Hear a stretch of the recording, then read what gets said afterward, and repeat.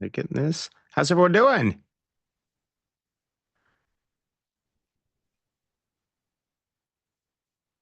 You guys can hear me?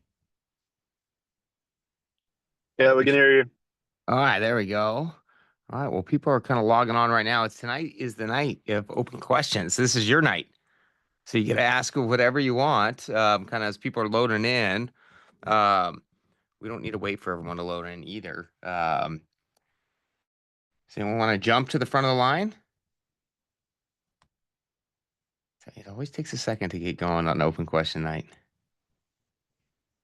Purdy, I'm going to call on you. I know you got questions. You're buying Yes, your first deal. yes, I have a bunch of questions. There we I'm go. just Then just getting jump out right of. in. I knew you would. So, Yeah, I'm just getting out of work. That's why it's just like, oh, we can wait. You don't need to hop on, but congratulations. yeah, thank you. I actually closed on it today. Oh, that was a quick close. Yeah, that was a 2 week close. A 2 week close. Are you happy with the buy? I think so. Let's see how it works out. It is a little bit nerve-wracking. Did a broker bring it to you, or did you go direct to the broker? So this was actually from a wholesaler. Okay. Uh, Yeah, so she sent me the deal, and then the broker that I was working with, she knew this wholesaler really well. Like they were friends from some old wholesaling company. So she actually asked her to give me a day or so to like get some contractors and getting some time to actually like look at it, think about it. Oh, there you go. So you got contractors through and everything. Yeah, so I went through. I actually got a bunch of contractors on it. Initially, they gave me like the numbers that I was thinking about, but then the more I talked to them and got them the actual scope of work, it has increased a little bit more than where my numbers were at.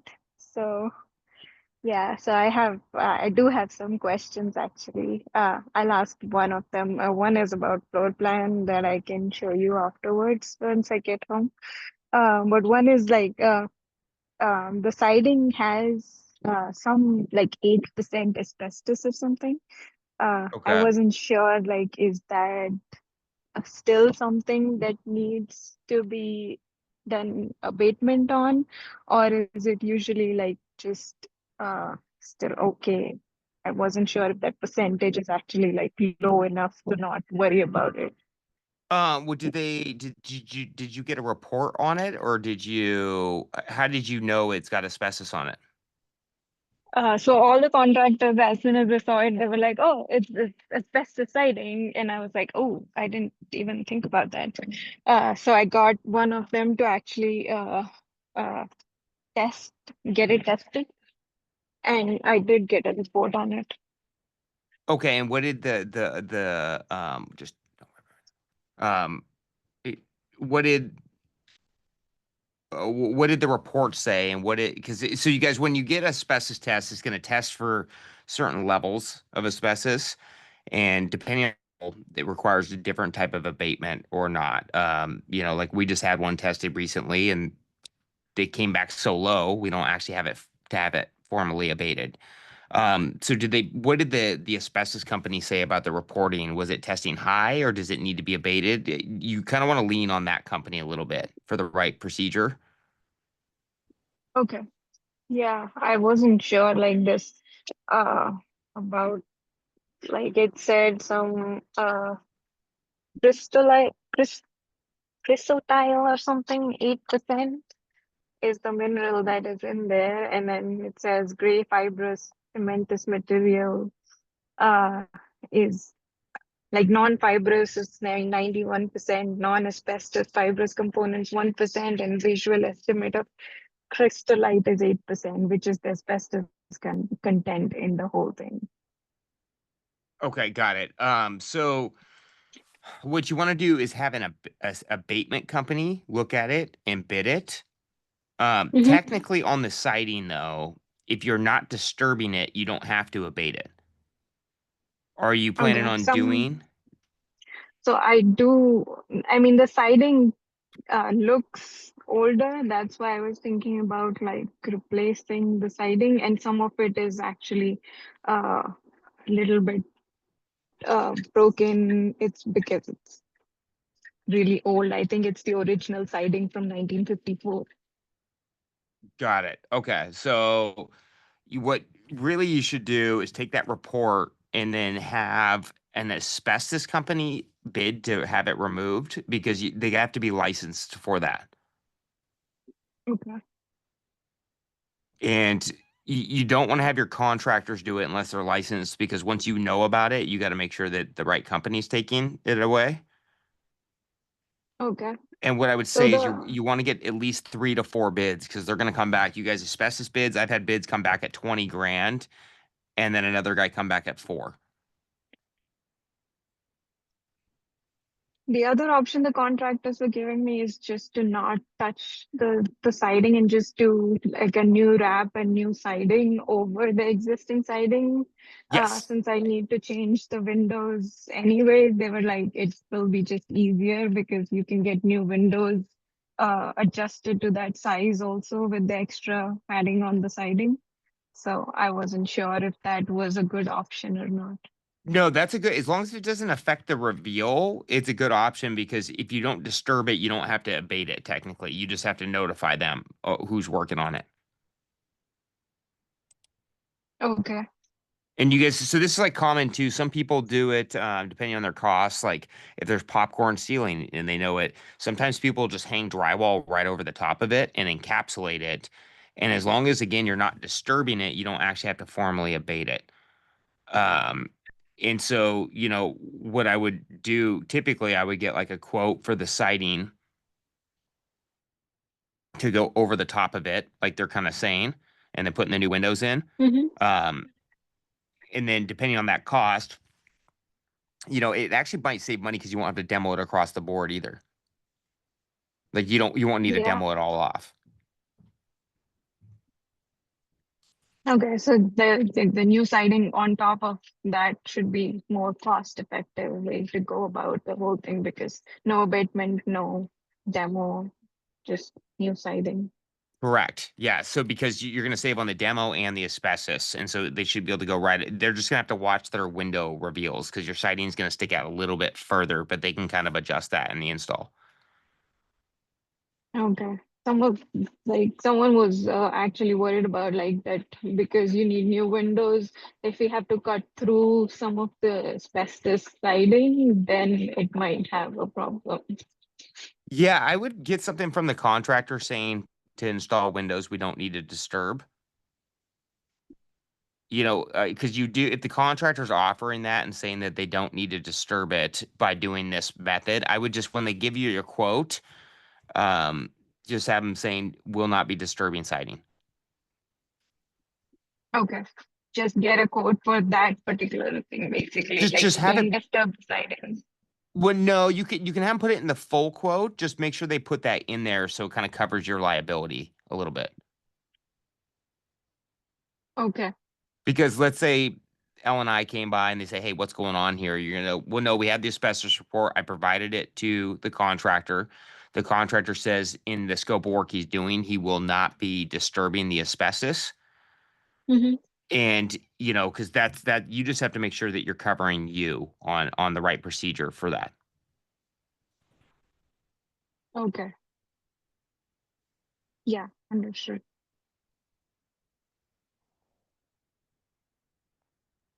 Okay.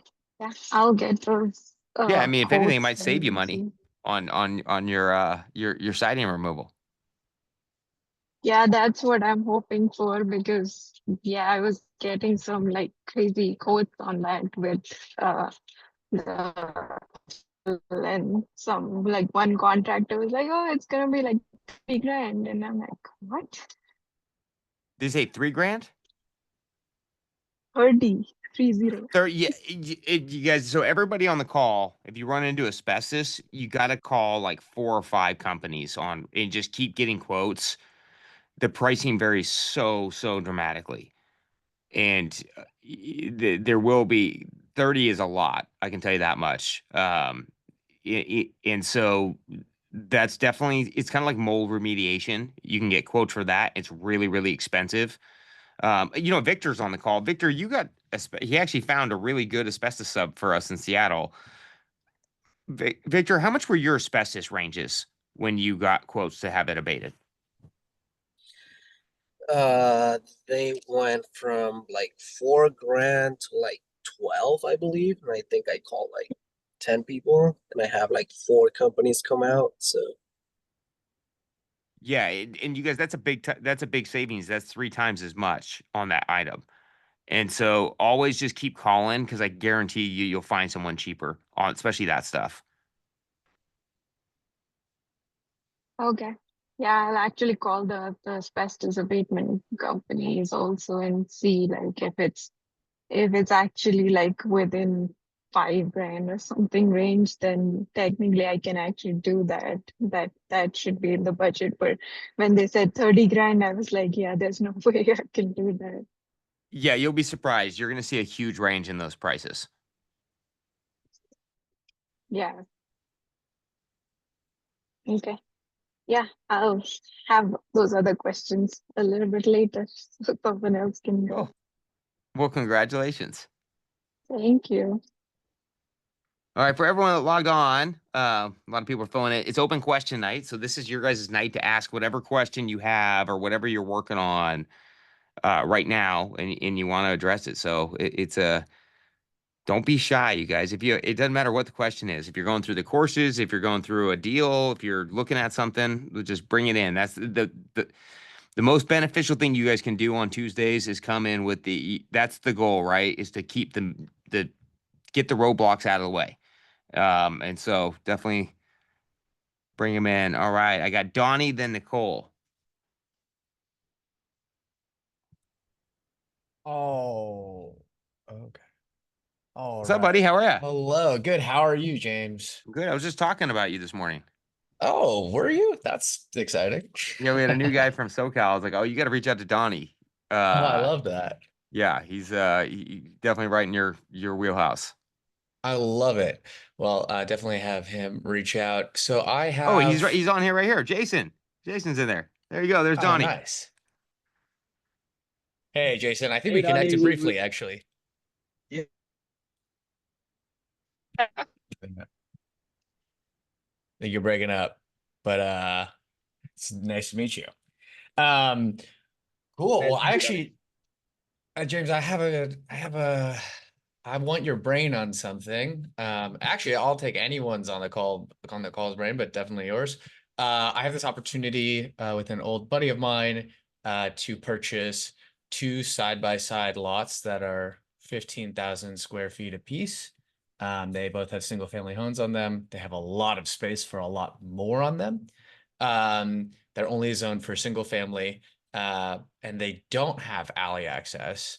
But I'm trying to figure out how I'd go about, turning these into something more than they're worth right now. So I wanted to get your take. I mean, like the problem with comps, I was trying to look at comps, and it's like there's 2 routes. It's either do some sort of like mega mansion style deal or try and divide it up into multiple lots, but I can't figure out what to do without alley access for 2 houses on the back lot. So I kind of want to get your take on it. I have them pulled up if it's helpful as well. Oh yeah, can you pull him up? And then what city is this in? Because you're Good in a old few. Los Angeles. Okay, LA. So we can pull, let me actually just make sure that I am not. Hold on. And what's going on with the current data? Are you allowed to sell those separate yet down there? I know that they were getting close on that. Yeah, you can sell them separate. You can sell them Okay. separate.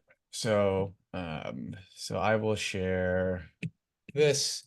So these are the current properties. They're side by side like this right now. I can pull up the Zillow as well, actually. So we just have a side by side. There we go. So you've got this like, single family home right here, and then this other one right next to it, which are separate properties owned by the same owner. But yeah, I don't know what would be helpful to pull up from here. Okay, so here it is right here. So same owner. And so per zoning, what is the zoning here? It says zone single family. Yeah, it's single And family. so probably the best use on this is probably going to be dados in the back, right? Because each city's different. So zoning, like what do they max allow on this? Like, is it like is I- it dados per size of lot, or what's the density Yeah, coverage?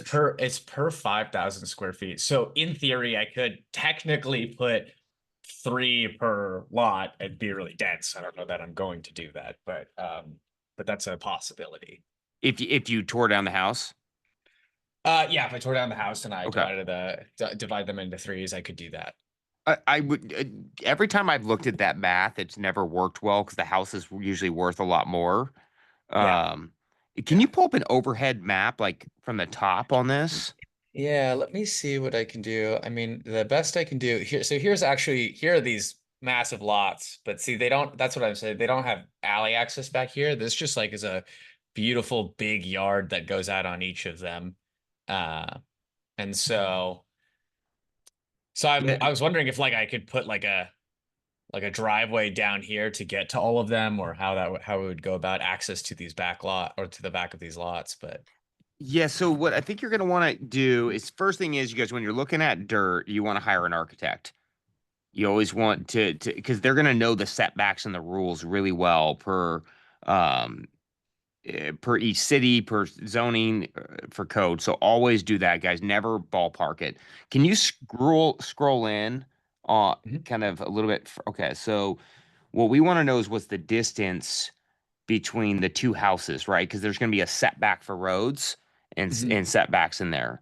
Yeah. And you're going to want, I would think, a minimum 10 to 12 feet between the two of them to get the road in. The cool thing about this lot is, what we have found in Seattle is when we have like you can really cut this in half to where you can still provide a pretty big backyard for both houses in the front. And Yeah. your daddies will have big yards in the back too, which people have been paying like 20% more for that for houses up in the Seattle market, at least, because it feels Yeah. more like a house. Yeah. Um, Totally. it, I would think, go back to that street view. Can you go back on the house street view? Because what we want to Yeah. do is look let me at, do well, here, I'll go here. This is, it looks like there's about 10 feet roughly down that road. yeah, and I mean, And you should be able to another get a option. driveway back there, though. Yeah, totally. I mean, like the houses are pretty close together as it stands, right? With what you can see right here. But I'd imagine that we could, I mean, I guess it would not be ideal, but we could cut into the houses if we had to, and then make them longer off the back. Obviously raises our costs on everything, but maybe is worthwhile. Yeah, I mean, I think you have the space. So what we want to do now, though, is you want to hire an architect for a couple of reasons. A, to verify what you need to do to put the units in the back. Like, are they going to require drainage in the back? Are you going to have to do a storm main? Those are, a lot of times it's fairly simple in a lot of areas, but each county and city is different. And so Yeah. what's the actual development cost for putting in? Like, what are they going to require as far as drainage goes? The next thing we want to also figure out is on this layout to make sure that there is no, which I don't think there is with this house, because it looks like you have this space, but you want to figure out, make sure that it's wide enough that because they might go, well, to have access in the back, you might need 16 feet, not 10. Yeah. Which I don't believe it will be, but we want to verify that because that would be detrimental. Mhm. And then also, what's the time for permit timelines? Because as you're looking at this deal, is this a deal like where someone's like, hey, you got to buy it now? Or is it someone you're kind of talking to? No, my buddy who would be my partner, my funding partner, he lives in one of these right now. And he made a deal with the owners that they would give him first right of refusal on the properties to purchase both of them if he re-signed his 1-year lease. They decided they're going to sell the properties, and so they're giving him first right. So he's trying to figure out, would we move forward? And I'm like, hey, let me start thinking about this and see what we could do. because the term when so you guys, anytime you're working on development, things that can kind of slow you down is the permit timelines.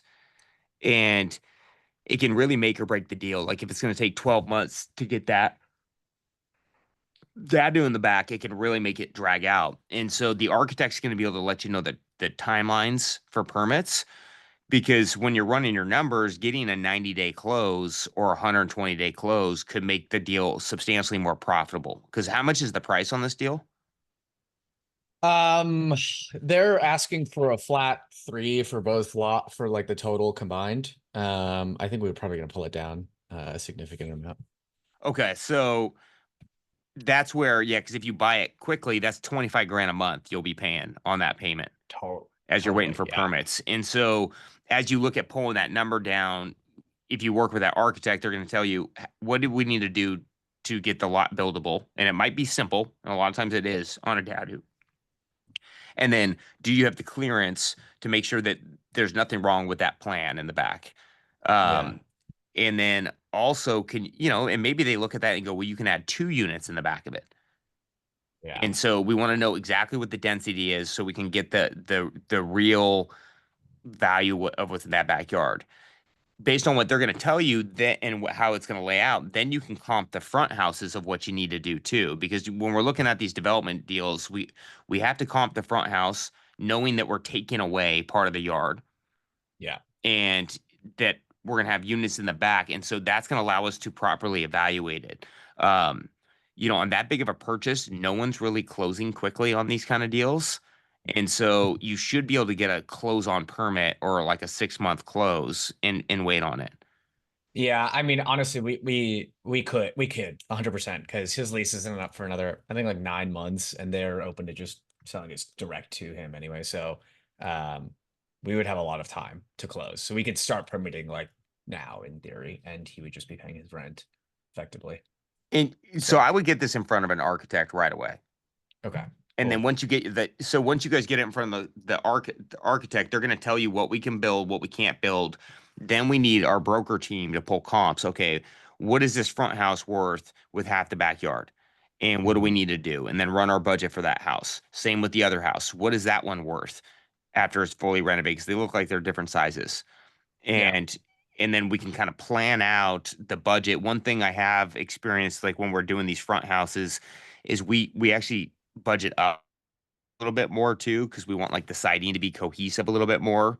Give it kind of that more. The more you can make, like 4, especially if you put 4 units in the back, 2 on each. You Yeah. want it to feel like a little community rather than 2 random houses in the front and 2 in the back. Yeah. Yeah, totally. 100%. Okay, that's really, really helpful. Thank you. I am But- gonna start that conversation now.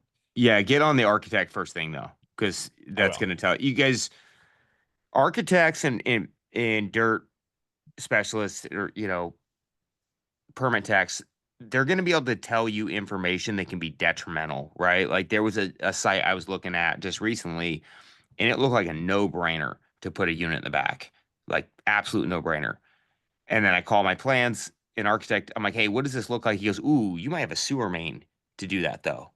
And the cost to run this sewer main extension put in so you can put the unit there. It looked great. The lot looked great. The road looked good. It was going to cost about $190,000 just to get the sewer in the back there, of how the city was going to make you require to do it. I thought we'd just be able to go right down the sewer line that it currently is, but that's not the way the code reads in that specific area. And so you always want to have an architect, engineer, and I call it a dirt specialist, like a feasibility specialist, to verify this stuff. Because if you miss on this, guys, it hurts really bad. And you have to spend a little bit of money up front, but it can prevent massive amounts of issues for you later. Yeah. Okay. That's super helpful. The other question I had, and this was very quick, what is the most cost-effective way to go about fencing right now, or some sort of like gate? And what would you pay for like covering like a 4,000 square foot lot? Oh yeah, it's funny. I just answered this question like this on Facebook. People are running a fence. Yeah, so you guys, fence companies are bidding things very high right now, because cost of lumber's high, labor's high. So one thing that we've done actually that has really saved us about almost, I would say at least 30 to 40% on our fences is what we realized is if we go buy the panels, we can price out the panels through numerous lumber yards or even Home Depot sometimes, and you can buy them in 10 by 10 sections. We just hired a labor guy at $70 an hour, and he'll be out there for a week setting these fence. But that's all he's doing is just putting in a fence. But the cost is about 30% cheaper. So we buy the wood, he goes and just installs it, and it's been saving us. It's been saving us on our decks and our fence because these companies are bidding it with all their labor in there. And if I'm not in a hurry to do my deck or do my fencing, I'll just stick the guy out. I don't even care if it takes him 2 weeks. Like like or sometimes they'll fix bid their labor, but most time I'm just paying them an hourly rate, and they'll usually knock that whole fence out like on that big of a lot. I mean, that's like a 4-day job for somebody. Totally. Yeah, And it won't be for this one, but no, that's a bigger one. Yes, that's yeah, and that will be when you go to bid your new build, the guys doing your sidings, they will often bid. That's when you want to bundle that. A lot of times the siders will do the fences too. cool. That sounds awesome. Thank you. Yep. Nicole, actually pulling up. Hi, I feel like I've missed the last couple of these because I've been busy with work and stuff. So Because you're working, how- because you're fixing houses. no, actually, my other job, my VP of marketing job, my real job. We had an city inspector come by the property, and we, managed to try to reschedule him to walk through so basically the project that we bought in San Diego, the reason we didn't permit stuff was because there was a big extension on the back that was unpermitted. And permitting here, when you need to go plan review for stuff like that, takes months. Like everyone we talked to says on average 4 to 6 months is your timeline to get that stuff permitted. So he decided to just do the whole project unpermitted. But the inspector came out and, he is now wanting us to go through the permitting process. We haven't actually gotten our official violation notice yet, so we're still waiting for that from him, but he did mention we're going to have to do like a plan review, not just over the counters. So we're already hiring an architect to go through and build all that and submit the plans ASAP as soon as we get the violation notice. But we are like 2 weeks potentially away from being done this project. So our plan right now is to go ahead and submit the plans and submit or list the property with the plans submitted and pending for approval. And so I was wondering, the advice we've gotten through talking to our lender who used to flip here locally in San Diego is a great local lender. And then also just chatting with our realtor a little bit has been to list as is, say, we didn't want to hold up close, everything's going to be permitted, and just have like a holdback in escrow for the sale. But I'm curious if you've ever been in this position, what you've done, that sort of thing. I have. It's I do like to kind of know what they think they're for plan review. What's the steps that they want in that? So plan review, plan review means a lot of different things in a lot of different cities. What's their timeline for that? Typically, The inspector said it would be, I believe, 4 to 6 months. Kiara, correct me if I'm wrong. No, yeah, that's what he said. why is it 4 to 6 months if you guys didn't move a bunch of structural walls? There is a whole like unpermitted area that we bought it as is, but he wants Yeah. that to be like brought up to code, basically. Like the Oh, whole okay. living So room. Yeah. it's the area that the previous homeowner had worked on. Exactly. Isn't this what you beat the seller up on too? No, we actually beat the seller up on the roof and the cast iron plumbing. Okay. Okay, this wasn't the daddy garage one then. No, that was a That was a different one. different deal you guys were Yeah, working on. Okay. yeah. Okay. 4 to 6 months. Wow. Did they tell you what? And that's San Diego if you're not coastal commission. Like if you're coastal commission, it's even worse. That's but what this I is was just talking to you like- about on that this is just hillside what's- deal you guys yeah. were looking at. I was like, I wouldn't mess with that deal at all. Yeah, but this is what it's like in San Diego, just to permit any kind of anything structural. Okay. That is not great news. I'm trying to think about.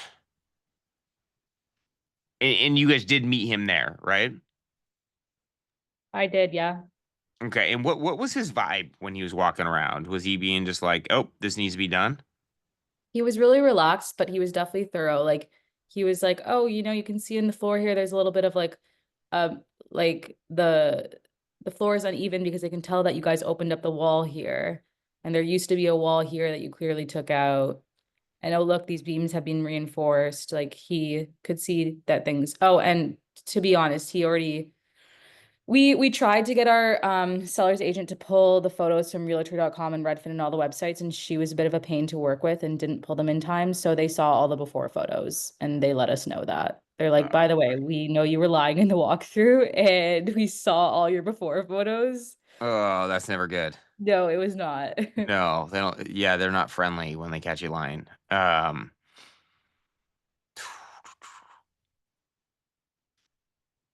I mean, I don't think it hurts to list it. It's just you're gonna have to deal with a buy. The one thing that's negative about that is, if they have you open up drywall, they have you do these things, and let's say you do secure a buyer. Um, do you think I think buyers they're gonna really do that gonna close on that before. with it? Like in terms of opening up drywall and stuff, they were talking about checking the plumbing in the bathrooms, and he was saying like they'd open up the drywall on the outside so they wouldn't affect the tile, to check all like the fixtures. I Okay. mean, I don't know where else they're gonna open up drywall, but I think mean, they're gonna be able but to. isn't this kind of like, wouldn't we sell it? Like, so here's my thought was, wouldn't we just sell it as is with a holdback for like, hey, this is the holdback in escrow. This is the max we're going to offer at this point. Like calling out the city inspector and dealing with this from this point on is your responsibility as the buyer. I feel like you're gonna get a lot less on your house that way. Okay. And I don't think any buyer is gonna pay you what it's worth if you do it that way. And I think but what you can always do is test the market, right? Because you can still list it that way. It doesn't hurt for you guys to list it as you're sitting there. But if I'm a buyer and I'm looking at a renovated house that's this price, similar pricing, and I have to do a bunch of work, because the thing for most buyers is there's going to be a lot of unknowns. Like, well, once these plans are back, what if they tell me to do A, B, and C, and it's $100,000? And the unknown is what the stall up's going to be from those buyers. Right. I guess my thought was like, if we're paying 15 grand a month in interest and it's going to be 6 months, like we're looking at 100 grand just waiting as well. No, I mean, I definitely tripped a landmine and a permit on my bridal trails house where I had to sit there for a year to wait for a landscape permit. And it was all because they went inside a setback that I didn't even know about. That was like 25 feet off of where we were trying to stay away from. It's, I'm trying to think. It's not going to hurt. I don't think, I would anticipate that it's not going to have a smooth sale at that point, though. I mean, is it going to be one of the more expensive homes in the area, or is it in the more affordable pocket? I think more expensive in that area. There's not a Okay. ton of change of hands of property. It's like not a lot of sales. But I guess then what would you suggest we do if we're not, selling at a discount with these caveats? Like what should we do? I gotta double check, but I actually think it's like just barely above median in that area. Cause like, I think generally properties are going like 1.5 to 2 in that area. Like also depends on how you're looking at it. If you're looking at 4 bedrooms, they're all going around 2. On ours is like, we were aiming to get ideally 2.4. So it's on the higher end, but not like by any means. There's plenty of $3 million listings in that area as well. Yeah. So if it was me and I was going to go that route, I'd list it higher and offer a big credit on the sale for the buyer to go, hey, we'll give you $100,000 to deal with this. But I wouldn't list it low and then say, hey, because you'd have to be a good percentage discount for really to get their attention, like minimum probably 10% off. And so I would almost list it for what you guys were going to list it for, and then work on the credit of, hey, we will give you $100,000 at close to handle this issue, or whatever the number is.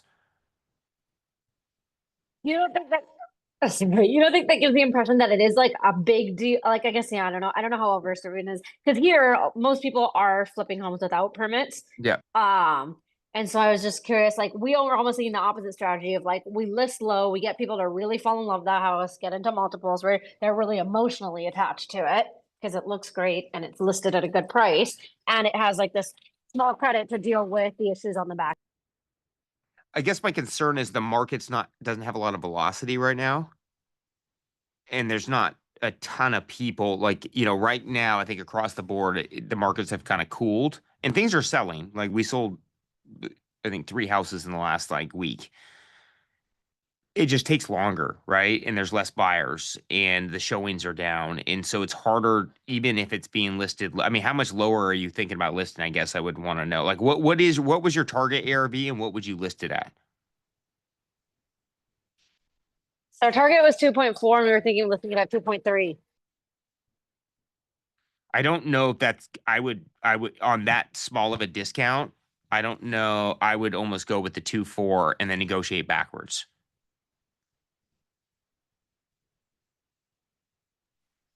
Okay, because we also have a comp property that looks a lot like ours that's listed at 2.4 right now.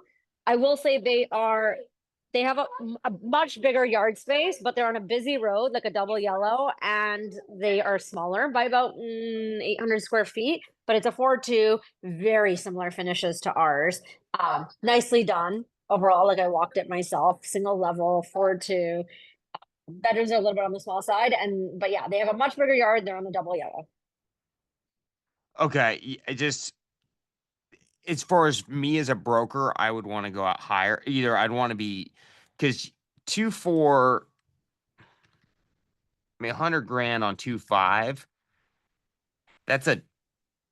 it's like a 4% difference, which I don't know if is really going to grab people's attention as much. And I would think you offer, and Wendy puts something and says, what if you tell buyers you'd like to do the work, potential repairs in sec amount? I think you're going to have a lot more traction listing it for what it's worth and negotiating backward than you guys facilitating the repairs when the permit's issued.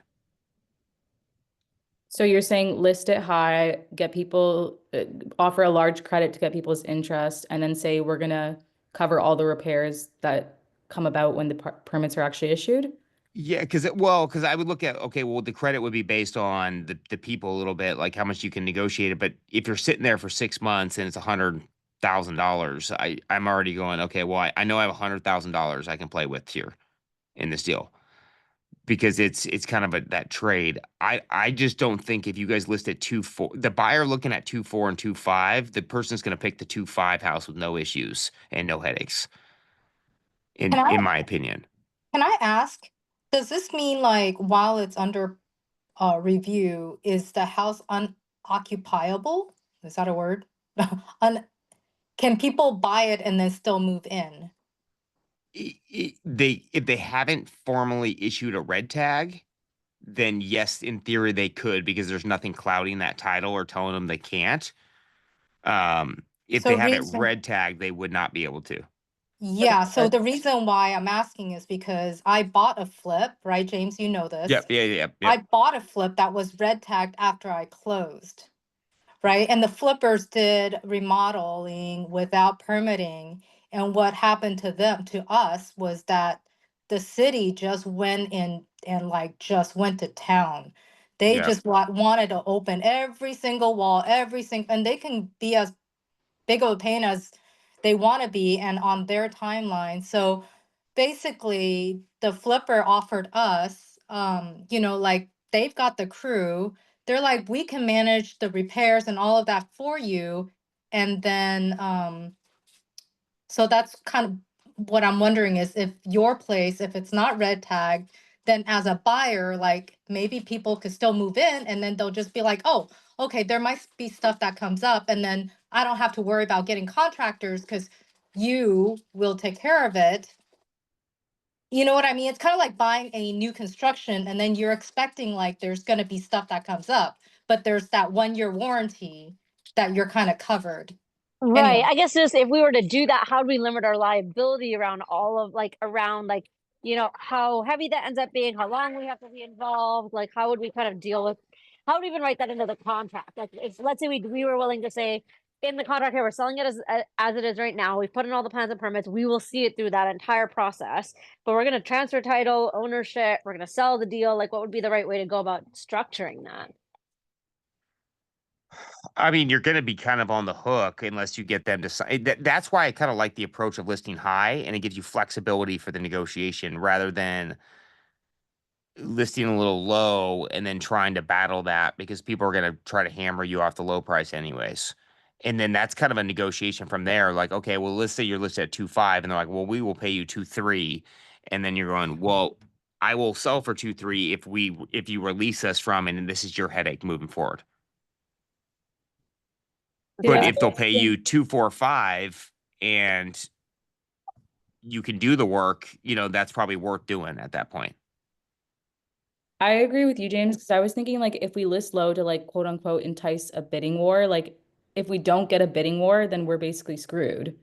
And I don't think this is the market for a bidding war. Exactly. Like I would Yeah. ask the broker how many homes above 2 million have been bid up in the last 90 days in a mile radius.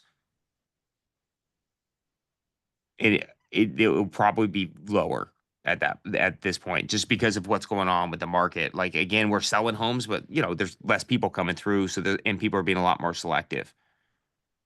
Yeah, we should look at that because I know tons are getting bid up between 1.5 to 2, but I Yep. don't know how many are getting bid up above 2. You're right. And that's the top end of the market is just slower across the board in all little areas. Like there's sweet spots to every zone right now. Like in Seattle, if you're selling 1.4 to 1.6, you're doing pretty good. If you're 1.8 to 2, it's a little bit slower right now. Yeah, because I've gone and written offers on properties that are listed at 1.7, 1.6, like at the sub 2 price point, and they're going into multiple offers, but they are all fixers sitting in the 1.5 to 1.7 range, or 1.8 even, not above 2, like polished.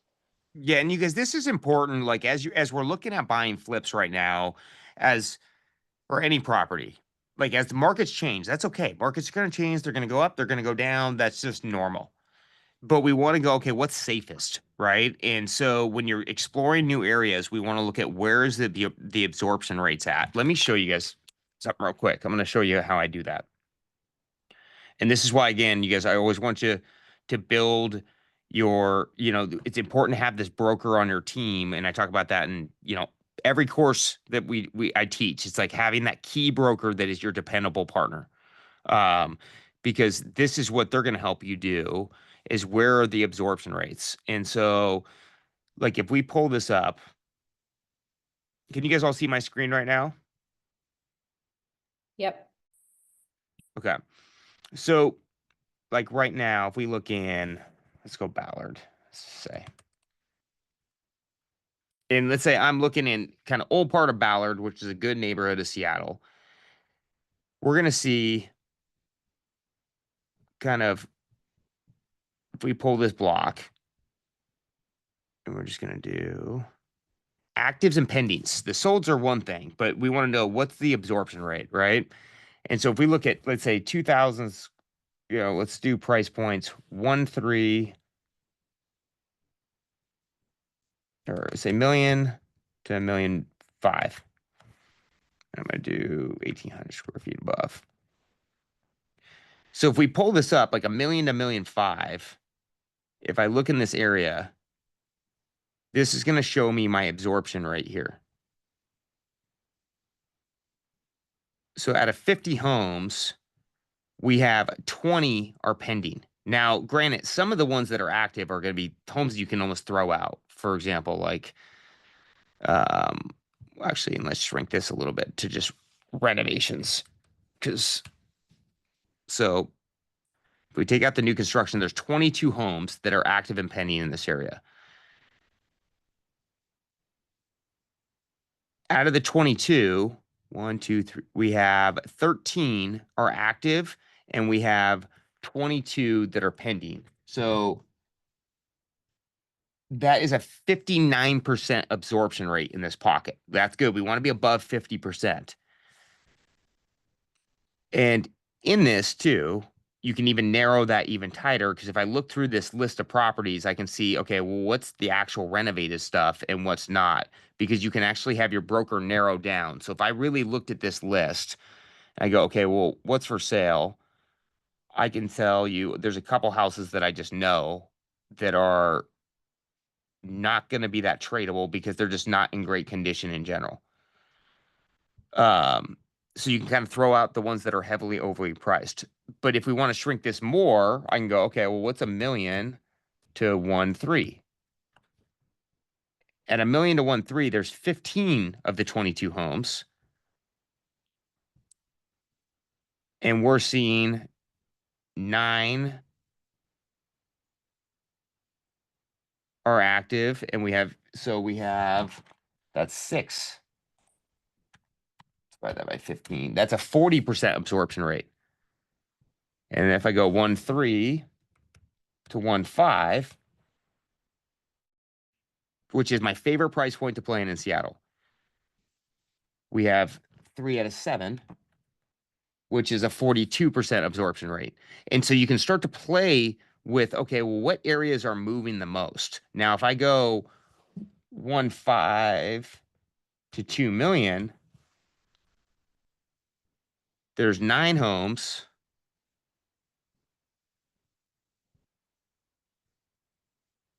What was that? That was 9. We had 9 out of 9. We had 4 pending, which is again a 44% absorption rate. So if I'm looking in this area, I'm going to be okay buying up to $2 million resale because they're absorbing as high. If there was a gap in that where I'm looking at, okay, 1.5 to 2 million is at 20%, that's the price point I'm not going to plan. And so we want to play in traffic. Where is the most amount of volume? And so as you guys are exploring your areas, doing your buy boxes, looking for new markets, looking for different areas, look at the active to pending ratios and play with the price points in there. Because the top end, some of it's really slow and some is still moving very, very quickly. And especially right now, as things are more expensive, we want to play where the most amount of bodies are. Does that make sense for everybody? Because it's a really important thing to look at right now as you're looking at deals. Yeah, that makes sense from like a buy box perspective. So I guess if you already, you've already bought the property and you're in this situation now, how would you would you use that information to inform your sales strategy in terms of pricing? Like if you're seeing the absorption rate is low or high, like obviously if it's high, I think you can afford to price higher. If it's low, yeah. So if it's slower in your price point, 2 to 2.5, I'm going to price heavier with the idea of I'm going to pay them money to buy this house and buy this problem. Okay. Because if it's a slow absorption rate, that means less offers, less buyers. Those people are going to walk right past your house anyways because it's a headache for them. Okay. And if I was you, I'd be prepared to do the work for that buyer because no one's going to want to do it. And do you look at kind of the couple $100,000 at the let's just say 2.4 price point? Are you looking at kind of 200 above and 200 below, or are you going a little wider than that? As far as pricing goes, or what do you Like mean? when you're setting that box around, hey, let's look at the absorption rate around this price point. Yeah, I'm kind of going in like common. You guys, a good question to ask your mortgage broker too is like common purchasing blocks for areas because they have that data as well. But in that, I probably go 2 to 2.5, 2.5 to 3. I probably do like $500,000 blocks. Okay. Because it's about 20% to is where I'm going to kind of swing that. Got it. And then from there, you go wide and you can kind of narrow it down a little bit. But I would do 2 to 2.5. And then how many actives are there? How many pendings? And what's been the sale to list ratio? And if it was really good and really high, then I price low and negotiate backwards.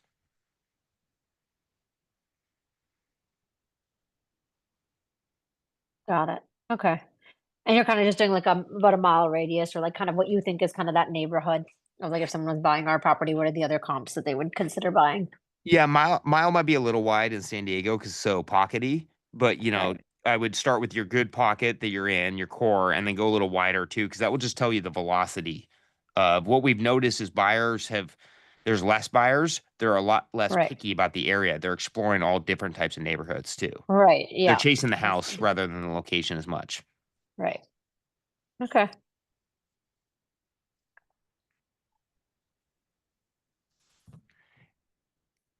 Yeah, it looks like it's around 33% when I look at active versus pending.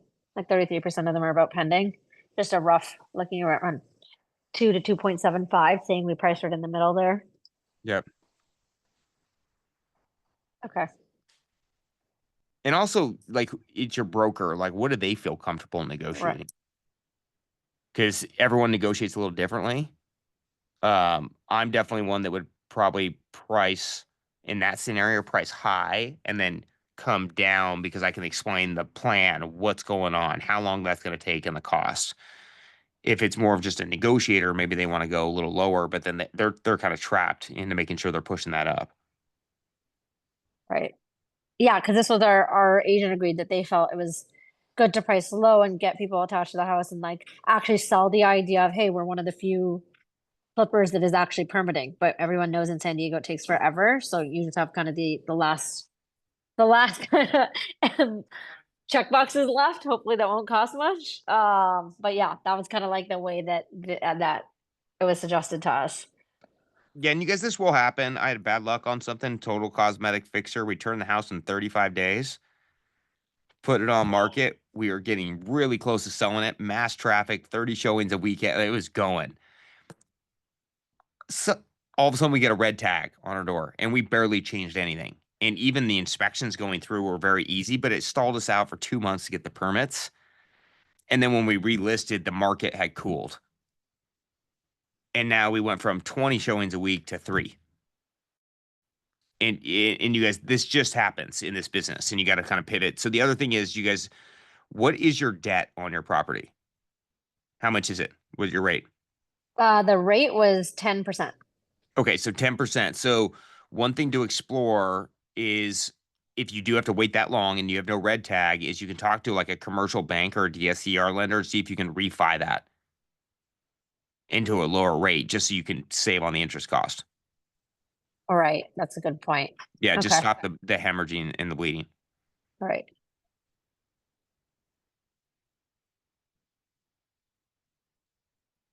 So that's, you guys, when we get in this, we just want to stop the bleeding and figure out how to kind of reduce it. And then, you'll list it and you'll know within 30 days. And then I wouldn't let it sit forever. Pull it off if you're not getting action, Okay.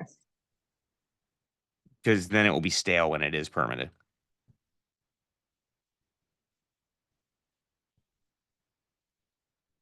Actually, Bo asked, what do I do wrong with submitting permits? It took 3 months in Burien to get a building permit for adding a bedroom, bathroom, and structural open up the kitchen. Feels excessive. Yes, that is excessive. Burien is kind of a slower city to get permits in. I'm still waiting on a permit right now in Burien, and I'm about 60 days in. One thing that we did do, Bo, is work around, you guys, what I like to do, like, we pulled a roof permit, we pulled a demo permit. And so during this time, we have framed it, we've windowed it, we've plumbed it. And when that permit comes out, we're going to call in for inspections. Bo, did you start working on it? Oh yeah. Like Okay. we've been waiting for, we just got our permit, I think last week. I mean, we had like Seattle City Light made us upgrade our panel or our service. That took some time. But yeah, it was Or the a joke. building. Seattle City Light is a joke. Yeah. Yeah. Yeah. Absolute joke. But yeah, I was just wondering, like, I always hear about, STFI permits and getting those faster, but we just pulled a building permit, but all our trades were over the counter, right? So we framed, we roughed in, and we've kind of just been sitting on our hands for the last, I don't know, 6 weeks, waiting for some things to come in. But we roofed, we painted the exterior, everything's sitting in the garage, just ready to go. Okay. So, what's the current status of it? You're just waiting on it. They're in review. No, we just got it last week. So we're like, our power, big thing with Seattle City Light finally gave us approval on Friday, and energized, and our electricians go out tomorrow morning to get everything turned on. And then we have our framing inspection, I believe tomorrow or Thursday, I think we're calling for it. And then or HVAC inspection, excuse me, because we needed power for that. and then we're drywalling on Thursday afternoon, Friday, and then over the weekend. Okay, yeah. So you guys are rolling. You're doing what you're supposed to be doing. That's for sure. So the one thing is, each city's so different. Is Burien, Seattle has good STFI permits when Yeah. you can present it correctly. Many, I would say 50% of the cities, including Burien, SeaTac, Redmond's another one, they don't have over the counter. It goes into the review no matter what. Or Des Moines right now. I was 4 months into one where they just and they're just like, well, we're busy. Sorry. And so that I would say for that quick permit, it's more like you want to know the cities that can and will. And Seattle's one of the few that will actually do that over the counter on that. One thing that you could do with Burien, but they're not that fast anyways, is you could just replace for like a cosmetic, get the permit, and then switch to a revision on it during it. Okay. And so instead of opening up that structural wall, don't touch that on the plan. That will get you the permit faster. And as soon as you have that permit, submit in for that beam in the modification. Well, I like that. And so we'll pull the structural off a lot, and then we go in. Like if we're moving staircases, we go get our permit, and then we drop it in, and then we do the revision. Okay. No, I like that. Yeah, I mean, yeah, it's a pain. Yeah, I don't know why they don't have cut and line fees. That's what I'm like. You guys, why don't you just charge triple the permit fee and give us the over counter, and then just hire more bodies? I would pay that every day. Like just So I do commercial construction, and there's a couple companies that buy spots in line. Yep. They just constantly have the spots in line, permit expediters, and then you pay them 10% of the permit cost, and here's your spot, and it cuts it from 8 weeks to 2 weeks. some architects in Seattle have those spots for new construction. They do that. Yeah. Yeah, Burien's, these small towns can be they can be a little tricky for sure. Right. They just don't have because it's funny, they used to, and then same thing, we had a split level. We moved we didn't move a lot of structure in that place, and it was like it took us almost 3 months to get the permit. I think we're done with split levels for a while. You know what? The split levels are good. They're great. They go I'm gonna fast. need you to come out then and show me what I did wrong, because yeah, What- and I think it was just the layout of this one sucked. It was like you go up the stairs, up like 4 stairs, and then it's immediately back down to the back stairs. Just felt like a waste of space. You should come out there and look at that's because split levels should be that's why I like them. They're kind of like little boxes that you can manipulate, and you can do a lot of it inside the structural walls. Um, how's your budget doing on it? We're a little bit over. Yeah, I apologize for if my comments on some of your budget numbers were coming off snarky in the Facebook chat, but yeah, we're a little bit. We bought Oh, it through. I didn't take it that way. All right, we bought it through Heat and Dater. I mean, so we were probably like 3 to 5% over on almost every trade. Off the But budget? on the budget, yeah, What was the total budget on that one? 140. And I think Okay. we're coming in about 160. So Okay. not great, but not horrible either. What trades are going over right now? So HVAC went over, and HVAC went over pretty big, but that was just an issue with the layout that you wouldn't have known until that was unforeseen. You wouldn't have known that until you open up the wall, because we had to move the furnace, and the way the supply was ran, it was just costly. What's your guy's name? The contractor liaison? Oh, Ryan. Ryan. Yeah. I even talked to Ryan's guy. He's like, yeah, usually it's this price, but you're just in a bad spot. Oh, with Max, grumpy European guy. No, no, no. No, it was a white dude. Oh Jeff. God, I forget his Jeff. Yeah. Yeah, cranky white guy. Yeah. But we actually went with somebody else. We were able to find another guy that we know to do it for a little bit cheaper. And then we had some other things, but like the painting number, I couldn't find anybody to do for your square foot costs. Those are aggressive paint numbers. That was for sure. What was it? What, 2 and 250? It was. That sounds right. There's like $150 and 250. Does that sound right? Yeah, that can be about right, especially like on a little bit newer split level. That's typically what I mean, either the general contractors will bid it inside their quote that way because they're using their guys to spray out, or when we're buying the paint and we can usually get the outside done for $1 a foot and the Okay. inside done for about $1.50 for labor only. All right. And so I think another thing that we might have messed up on is we GC'd it ourselves. And so when we started breaking up trades, I don't think we got the best pricing. Yes, that will happen, especially because sometimes it's lumping like a drywaller. We'll lump the drywaller and the painter in one spot, right? So then the dual job gets that cost down. Yeah. But yeah, I mean, overall, not bad. We had some things that didn't go great. Our water main into the house blew like the first month. That was definitely unforeseen. And then the other one was electrical.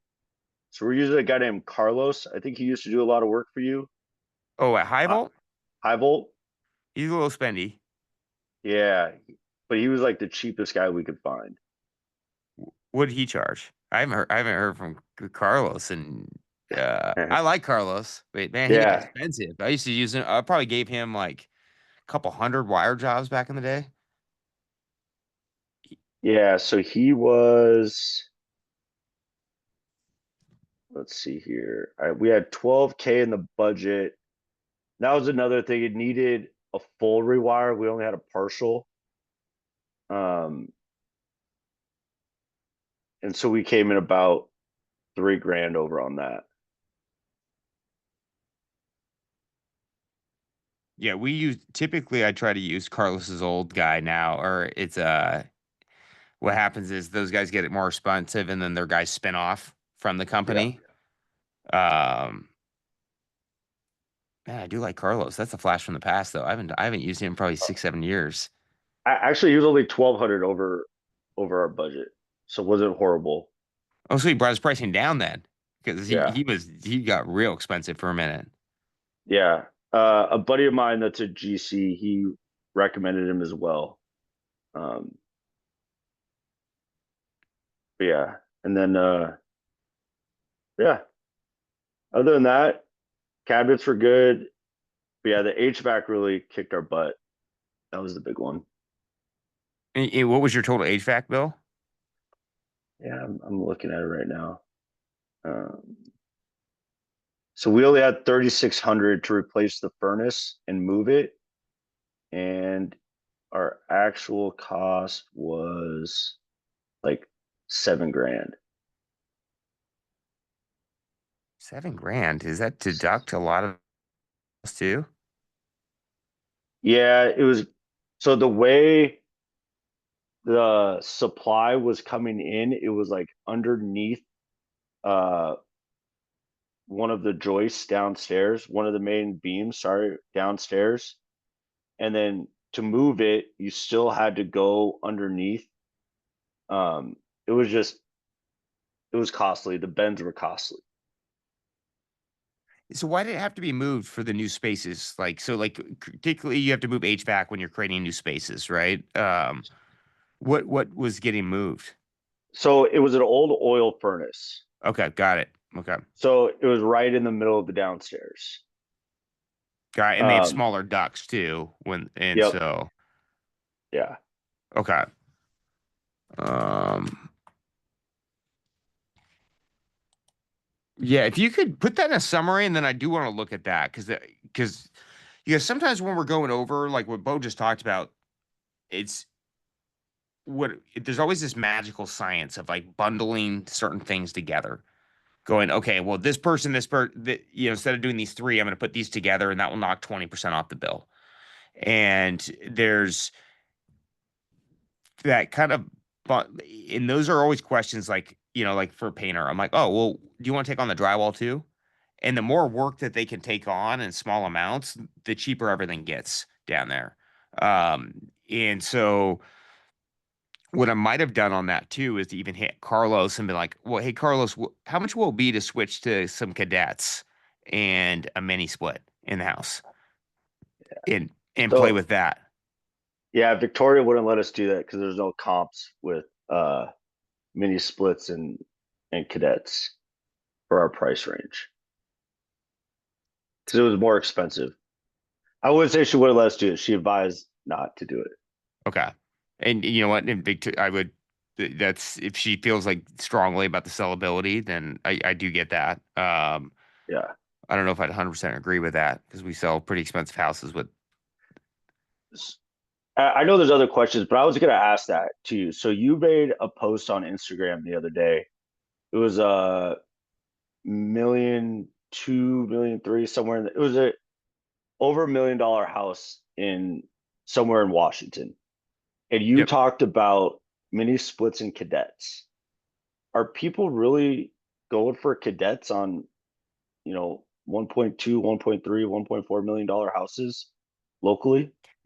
Yeah, because a lot of new construction are that way. They call them boosters, not cadets, when we market and sell them. But a lot of them go to mini splits and cadet boosters throughout the house.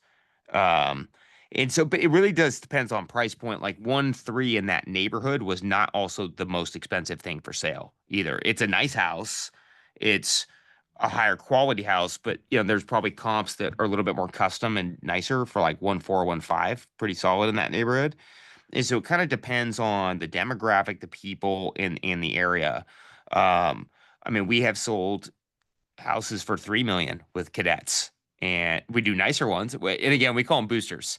They're boosters, and then we did 4 mini split systems instead of, or no, we did 5 mini split systems in there instead of few. It had the master, the main floor, the living room, and then there was a secondary bonus room. So I think we had 4. So it is fine.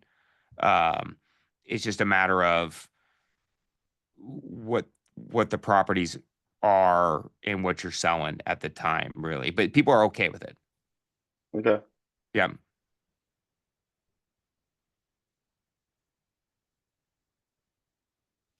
Yeah. That was really my question, was just permitting. Yeah.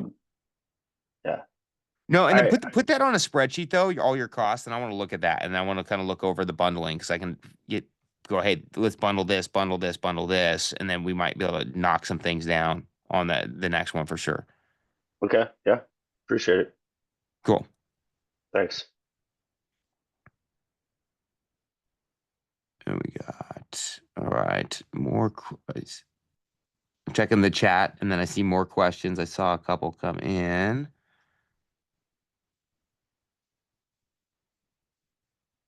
Oh, okay. What would you search for looking for a general laborer? You guys, a lot of times we're just looking for carpenters or, I mean, even framers. When I'm doing the guy that does my fences and decks right now, he's a framer by trade, and we pay him $40 an hour. And he's totally cool with that. And so that's why it saves us so much on those fence panels, because those panels are, you guys, so a lot of it when we're running a budget issues, it's like, how do we come up with a plan that gets us back in, right? And a lot of people are bidding fencing at like $30, $35 a linear foot right now. And so for 8 feet, divide that by that panel that I just posted. That is, how much was that? It was like 100. I saw, where's the price? It was like $120 or something like that. Um,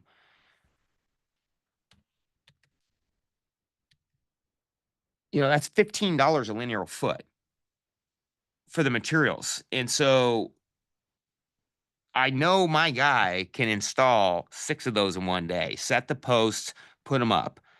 And so like in one day at $80 an hour times, let's say even $50 an hour for a carpenter, that's $400. And then you divide that by, so if I have 4 fence posts times that by 8, that puts me at 4 times, that's 200. Wait, no, that's not right. What am I doing? 4 times 8 is not 200, Jimmy.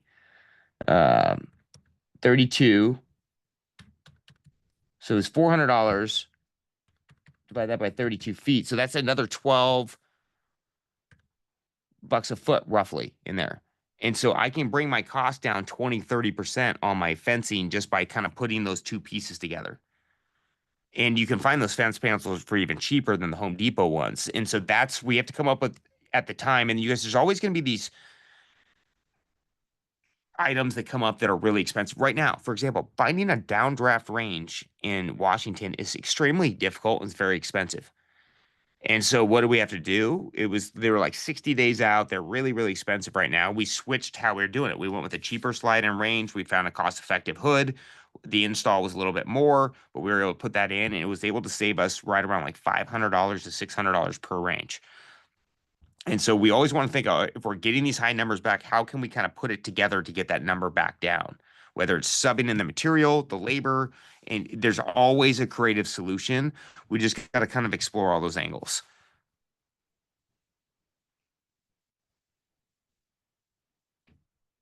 Okay.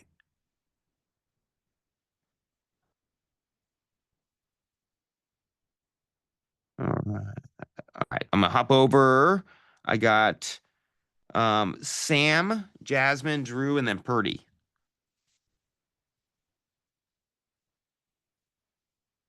Hey, look at that. Raleigh just sold a $1.7 million house with 2 rooms, 2 of the bedrooms, cadets. Cadets are those wall heaters, guys, that are moving. One thing when you're doing those, there's cheaper looking ones and better looking ones and nicer looking thermostats. I like to upgrade my thermostats for like an extra $50 each. Sam is gone. Jasmine, Hey James. how are you? Good. So hey, I'm in the process of picking up my next flip and this is more of a cosmetic one. And in terms of the scope of work, I wanted to understand what line items do you take off and like you take responsibility of in terms of like purchasing, and then what do you give to the GC to keep your costs low? Because right now, the first project that I did out here as a flip, I gave everything to the GC. But for this other one, I want to control the budget a bit more. Okay, so what are items that I take out typically and sub indirectly? Yeah. I'm Yep. going to type this as I'm going so everyone has this too. Items I sub in. So typically I always sub my roofs because I can get 10 roof quotes from roofers and just always get those quotes going. And typically the general, even if they're getting the lowest quote that I'm getting, there's still a little bit of a markup in there. Yep.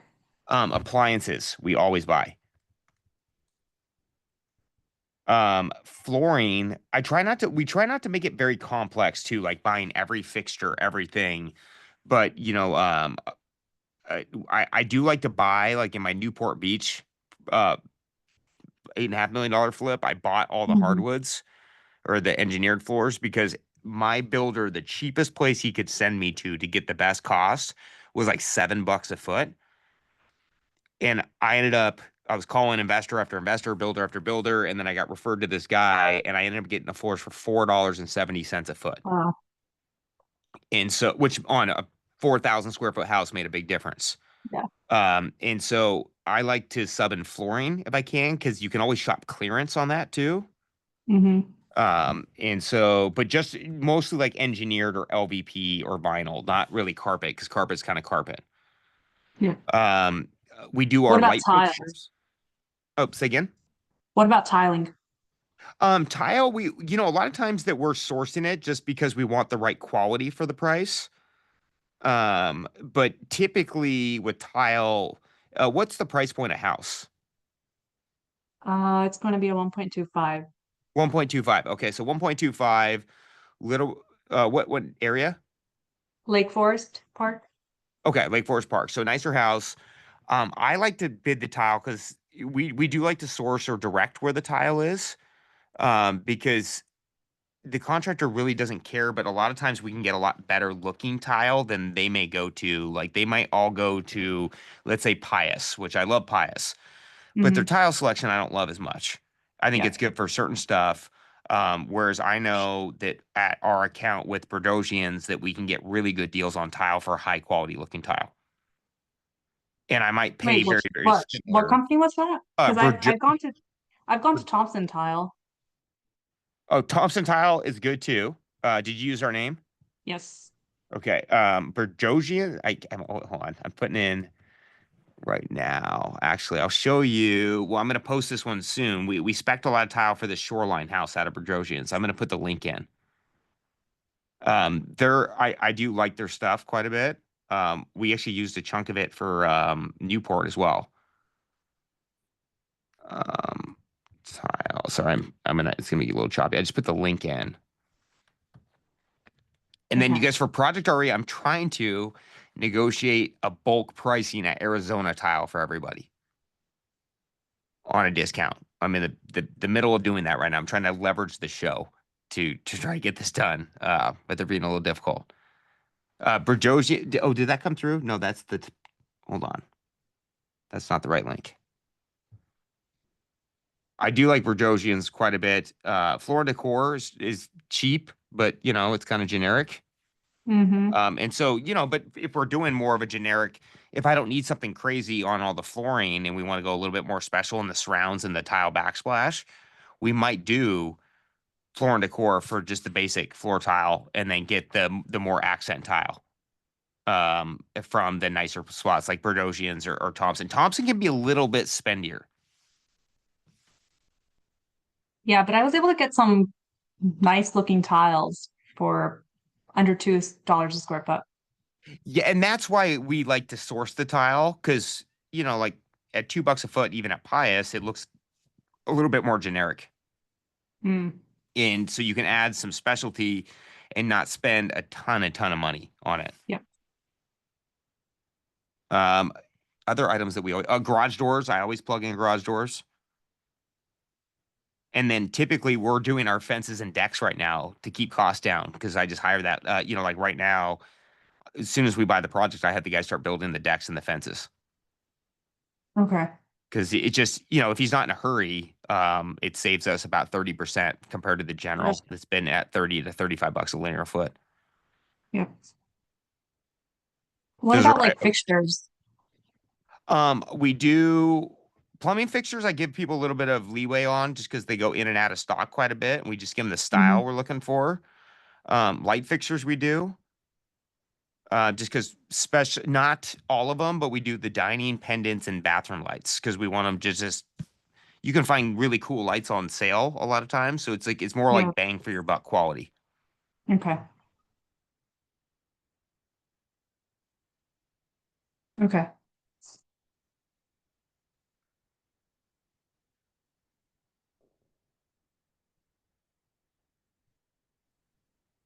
Oh, and then what about cabinets actually?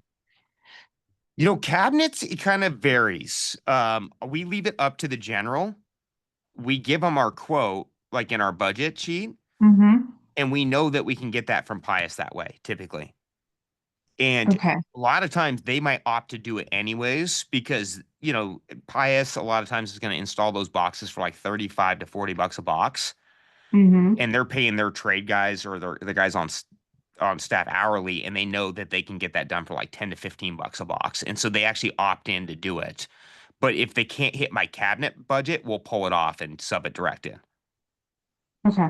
Because Pius will install all that, which makes it very efficient. Yep. Yep. Yeah. Okay. Well, So that's that helpful. one's kind of a coin toss with the general. We kind of give them the option on it. Yeah, for this one, I was thinking I might just take it off and do cabinets on my own, like under my budget, and not give it to the GC. Yeah, I'd let them quote it and then see what it comes in at, and then you can pull it off from them. Yeah. I would have them quote it though. Okay. Perfect. Thanks. Yeah, for sure. All right, hang on one sec, guys. I got to use the restroom real quick, little bathroom break, and give me 5 minutes or less than that.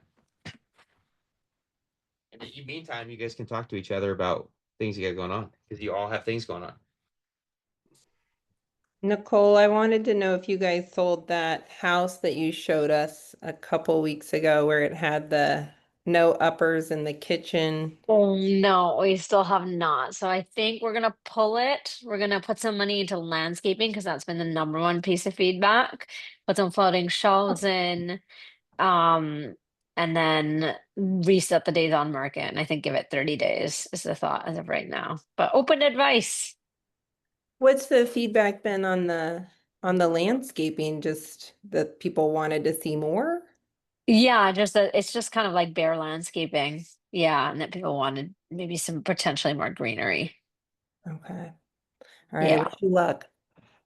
Thanks. Yeah, it's honestly like we haven't gotten too much feedback around it, so it's a bit annoying. Yeah, and our agent's been going and collecting feedback. Some people said they liked the lack of uppers and because there's plenty of cabinet space in the pantries, but I think it looks a bit bare, so we are going to put floating shelves up for sure. Yeah, and then landscaping, and then there's um a concrete deck in the backyard that I think looks a little bit messy. The paint wasn't cleaned up. Also, just a couple little things like that, like minor things. See if that does anything. Okay. Good luck. Thanks, Krishna. I know you're one of the ones that commented on the landscaping. I see you commenting. Also, on that note, if anyone has anyone on the call ever been in a situation where their 1 year on their hard money loan is about to come up in a few months, and I'm just thinking ahead, like any strategies around that and like getting an extension at a good rate or refinancing. Yeah, how long are you trying to do it for? How much extra time do you need? Ideally not long, but who knows? I mean, if it's like genuinely not long, it may make sense to just talk to your lender and be like, hey, we need a couple more months. Here's where we're at realistically. They're totally people. They've been in this business a million times. They get it. And a lot of lenders it's a lot easier. A lot of the time they'll just be like, yeah, we'll give you the extra time. It's not that big of a deal. But if they are going to make a big deal out of it, or if it's going to be a long time, that's the other thing. If it's a long time, refining does make sense, but just do the math on your closing or whatever, your fees Your transaction versus fees, the yeah. actual like interest rate, because like again, it might make sense to just extend it if you can. Right. Okay. Thank you.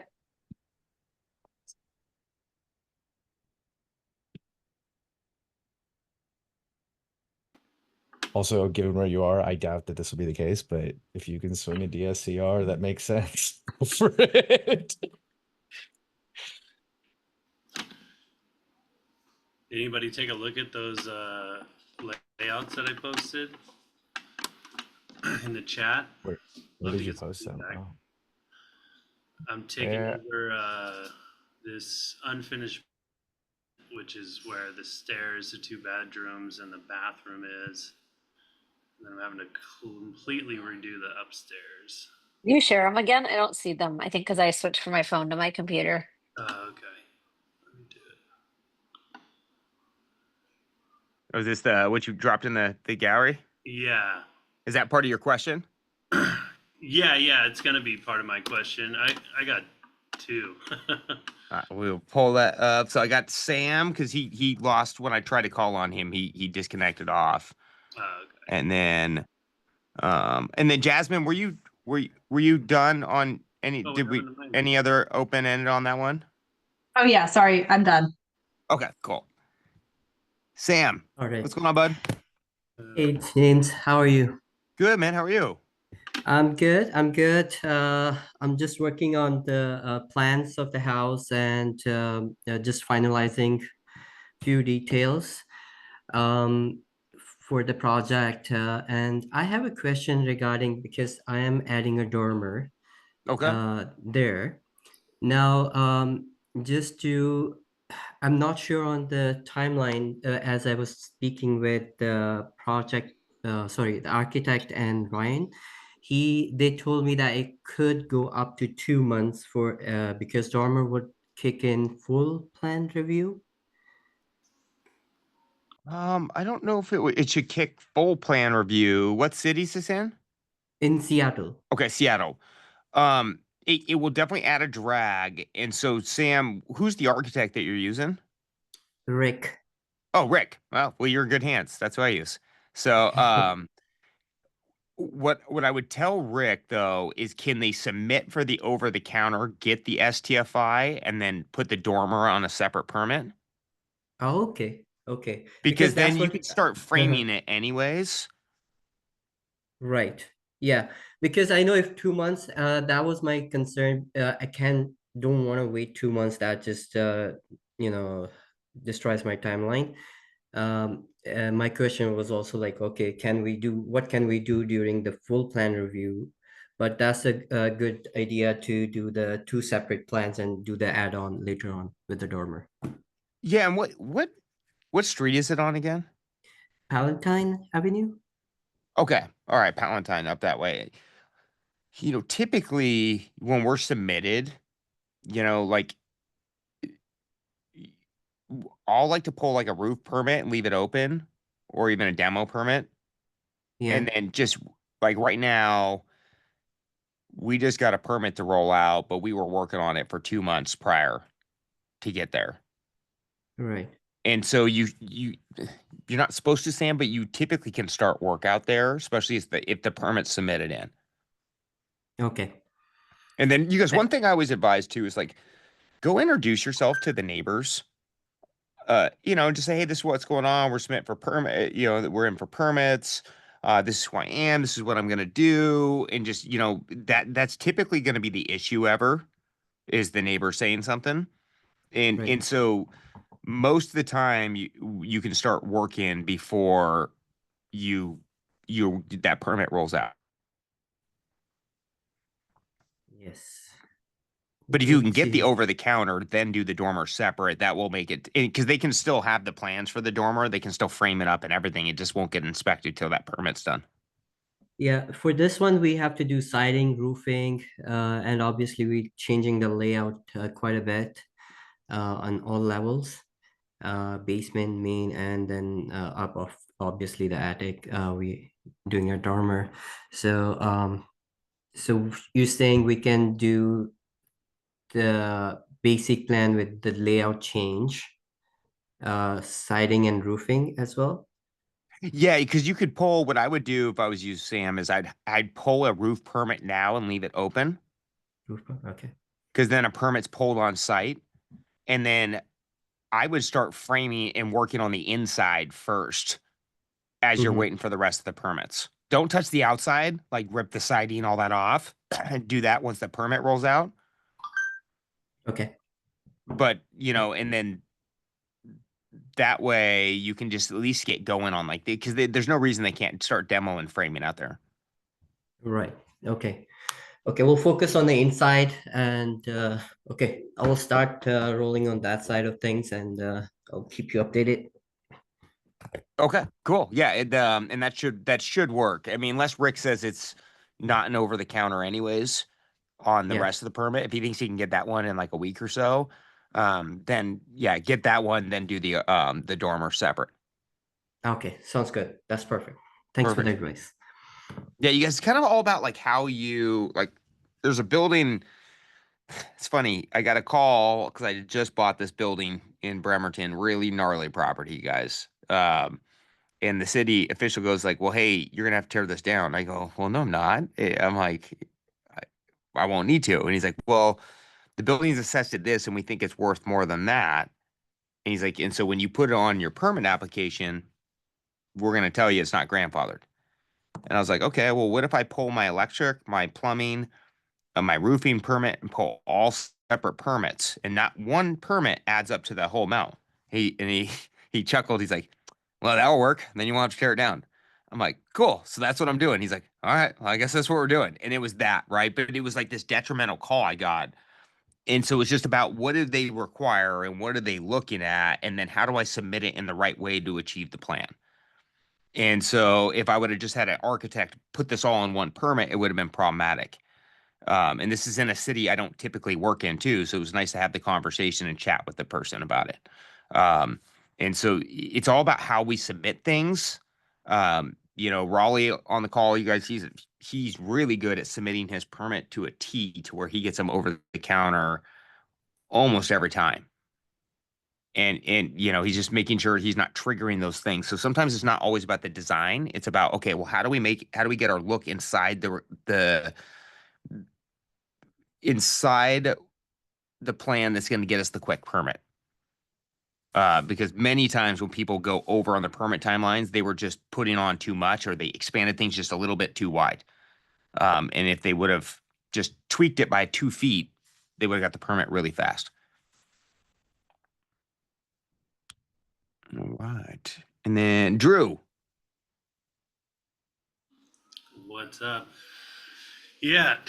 So first thing my Pasadena flip, man, like, I told the investor when I helped her with the project, like, hey, it's 1290 square foot house. Like, yeah, we're taking the garage, but that's not permitted. We put in a mini split, flooring, closet.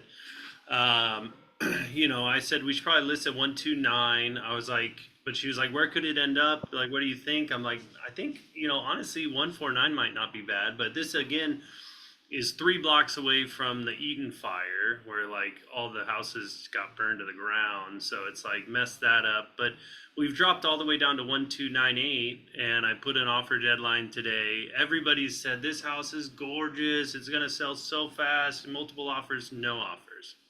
And I feel like a bunch of brokers are saying that. Yeah, even people coming in. Yeah, other brokers, and I'm just like, I think she might fire me. I'm like, wait, but it's only been on market for a week. No, it's been on market like 60 days. We started at 149, and now we're down to 129.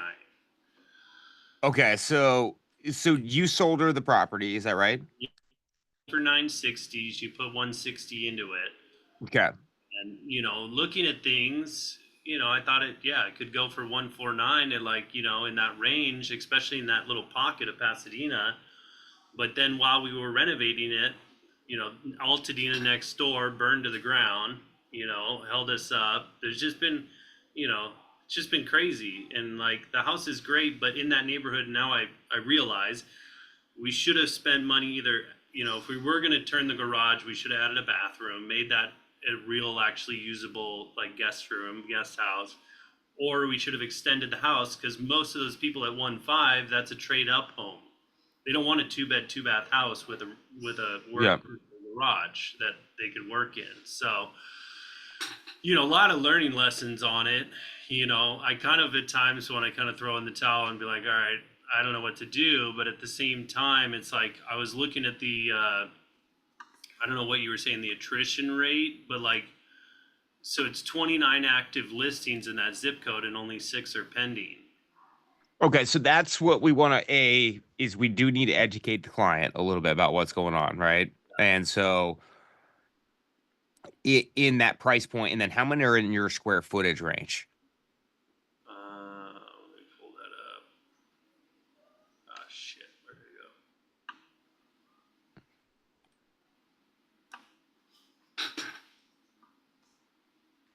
Pull that up really quick.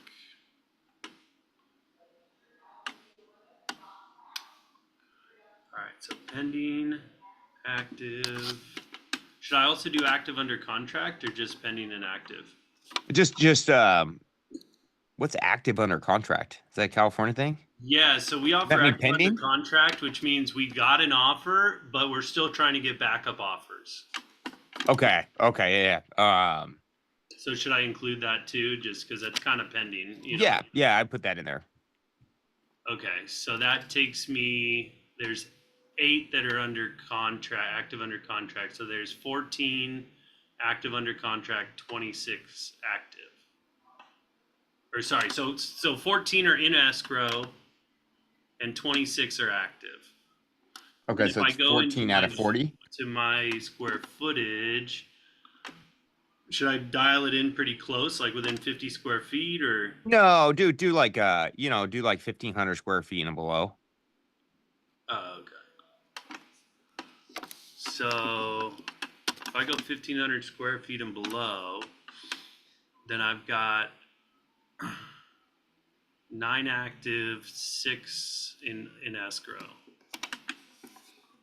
Okay, so that's a much higher absorption rate in your range, actually, because it was 35% across the masses in that area, 14 pendings or under contract with out of 40, right? And then you just said how much was that? How much is what?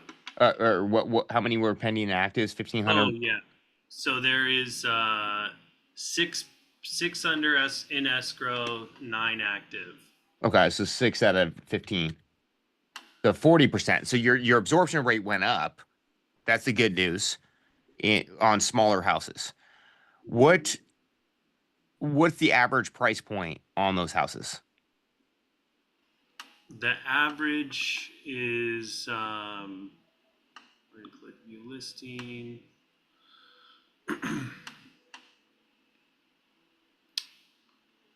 So if I go list price average, the highs, so the 1,400 square foot's 1.4, and then anything like 1.2 down to 770. So I would say they're right around $1 million average.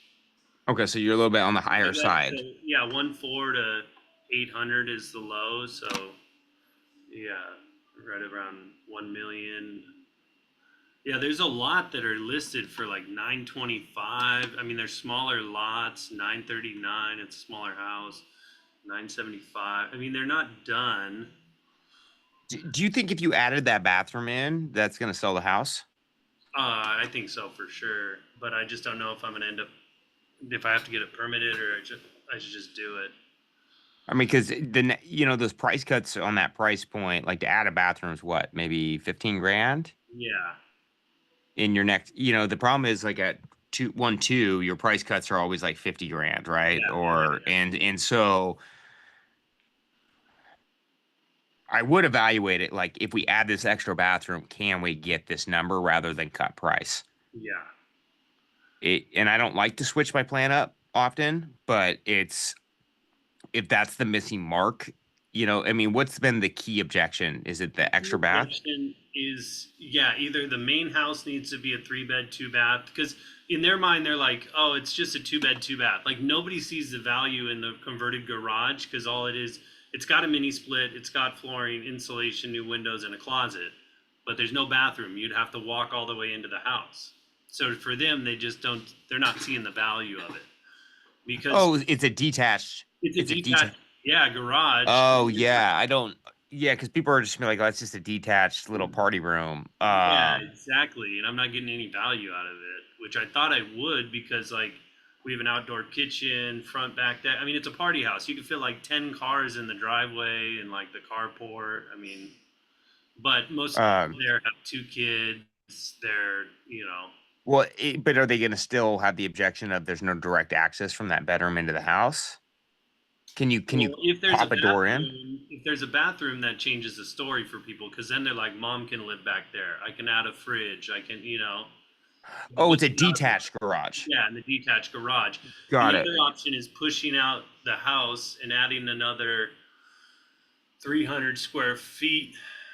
It was $100,000 to like add the new foundation, but then that's 3 months out. Like that wouldn't make sense. Like I feel like the bathroom might make sense, but then my investors, she's like, I have no more money.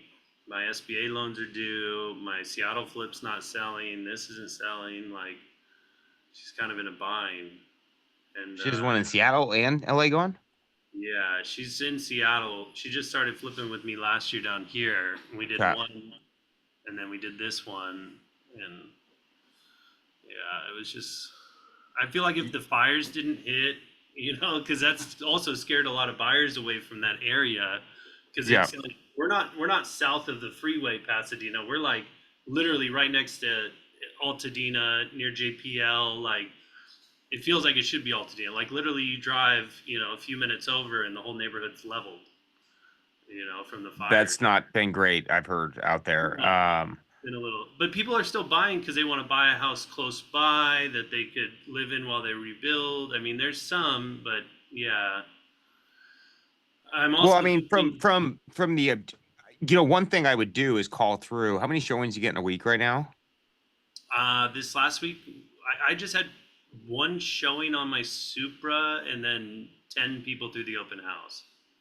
So what if, I mean, I would hit every person that went through that house in the last 30 days and go, hey, what if we put in a kitchenette for you? What if we put a kitchenette or Yeah. a bathroom and see if that will get them to write that offer? Yeah, that's what I've been Because doing. And I if she's haven't in really- that kind of, do Yeah. you know who she bought the deal from in Seattle? Or Oh, the one in Seattle, she got that one. It's like near Rainier Beach. It has no parking. oh no, Yeah, it's like it's got a sick view of Lake Washington, but I know exactly what house that is. yeah, yeah, That house, that poor lady, she bought that one. yeah, That house been circulating for as soon as you said no parking, Rainier Beach view. yeah. That house had been circulating for 3 years. Oh man, It's not that's probably not going to sell soon. yeah. That He was Airbnb-ing it for a minute and like offsetting costs, but yeah, and that's the That's a thing good- is like I'm just like kicked myself because at the beginning we had tons of showings. Like I mean, it was just crazy, and I just feel like by going at 149, I really missed the boat on getting the people in. But it's well, and the market's shifted a little bit since you listed, right? And so it's you can't worry about what it was. It's what do we got to do today, right? You guys, no matter what, we all miss it. I missed it on a couple too. That I'm like, maybe I shouldn't have done that in the 45. But that's okay, you guys. We just have to pivot and move things around, right?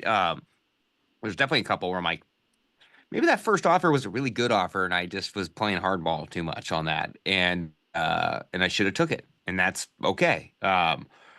But what we got to give her is advice. Okay, how do we get this thing sold? And and we got to get the feedback from buyers of going, what can we do to write this up? What if we put in a kitchen? I mean, I would almost have like maybe you can have like a little schematic made up for that garage and say with full price offer, we will do this for you.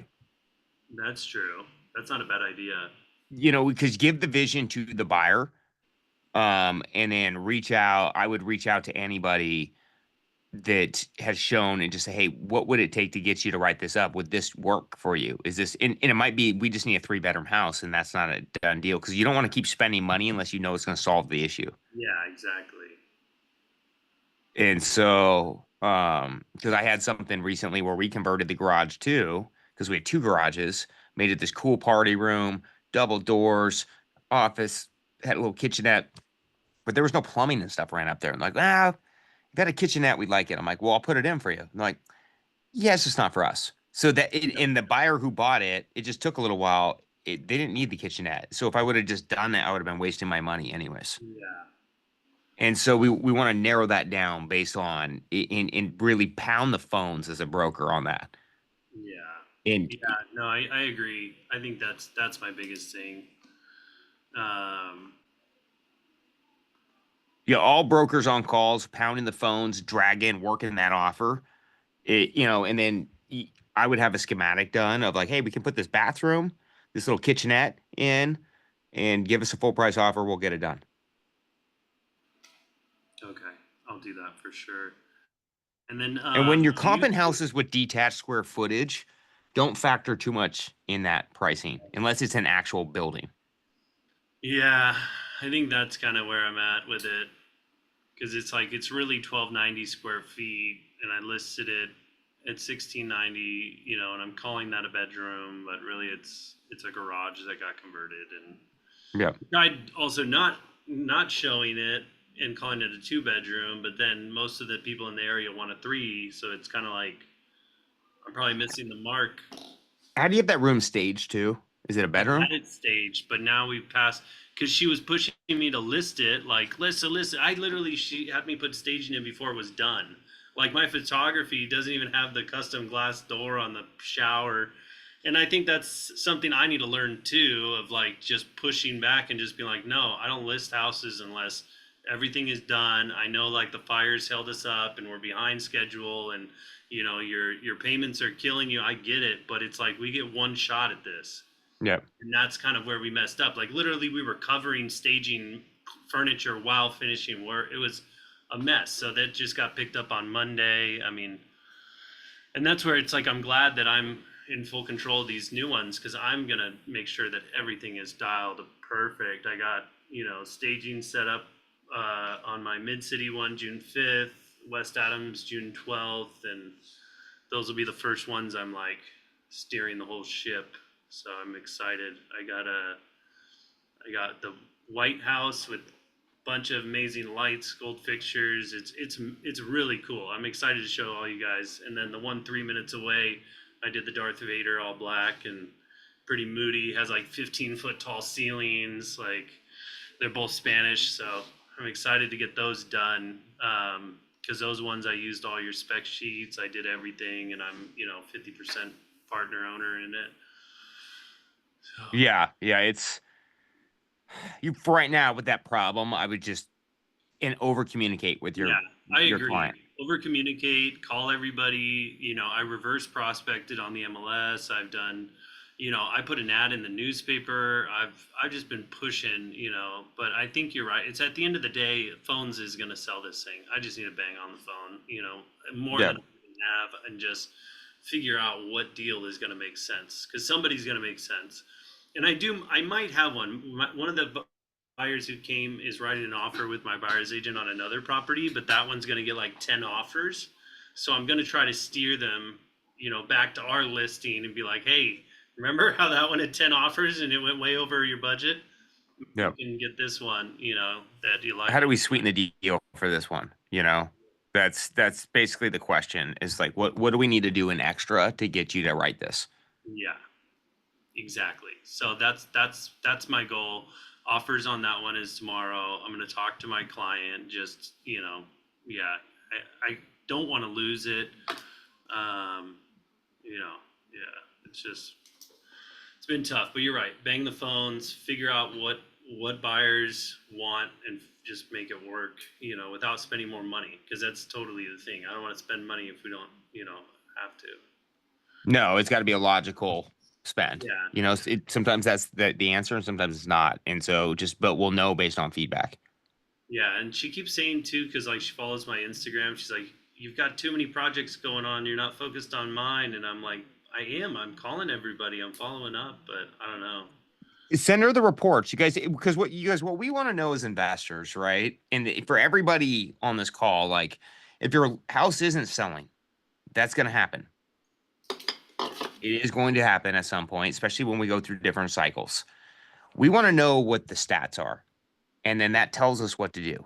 And so, for like Drew, like what I would send out is, hey, what's active in your price range? $1 million to $1.3 million. How many are active? How many pendings? How many showings are they getting every week with your active competition? How many showings are you getting?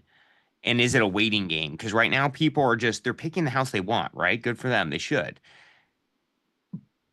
But if our showings are way off, that's where the conversation needs to be. I need to do a price correction, or especially you guys, if like this seller has got themselves into a little bit of a financial pinch, which as an investor, you hear me talk about, like, try not to do that, guys. That's where the pressure comes in, and pressure leads to bad decisions.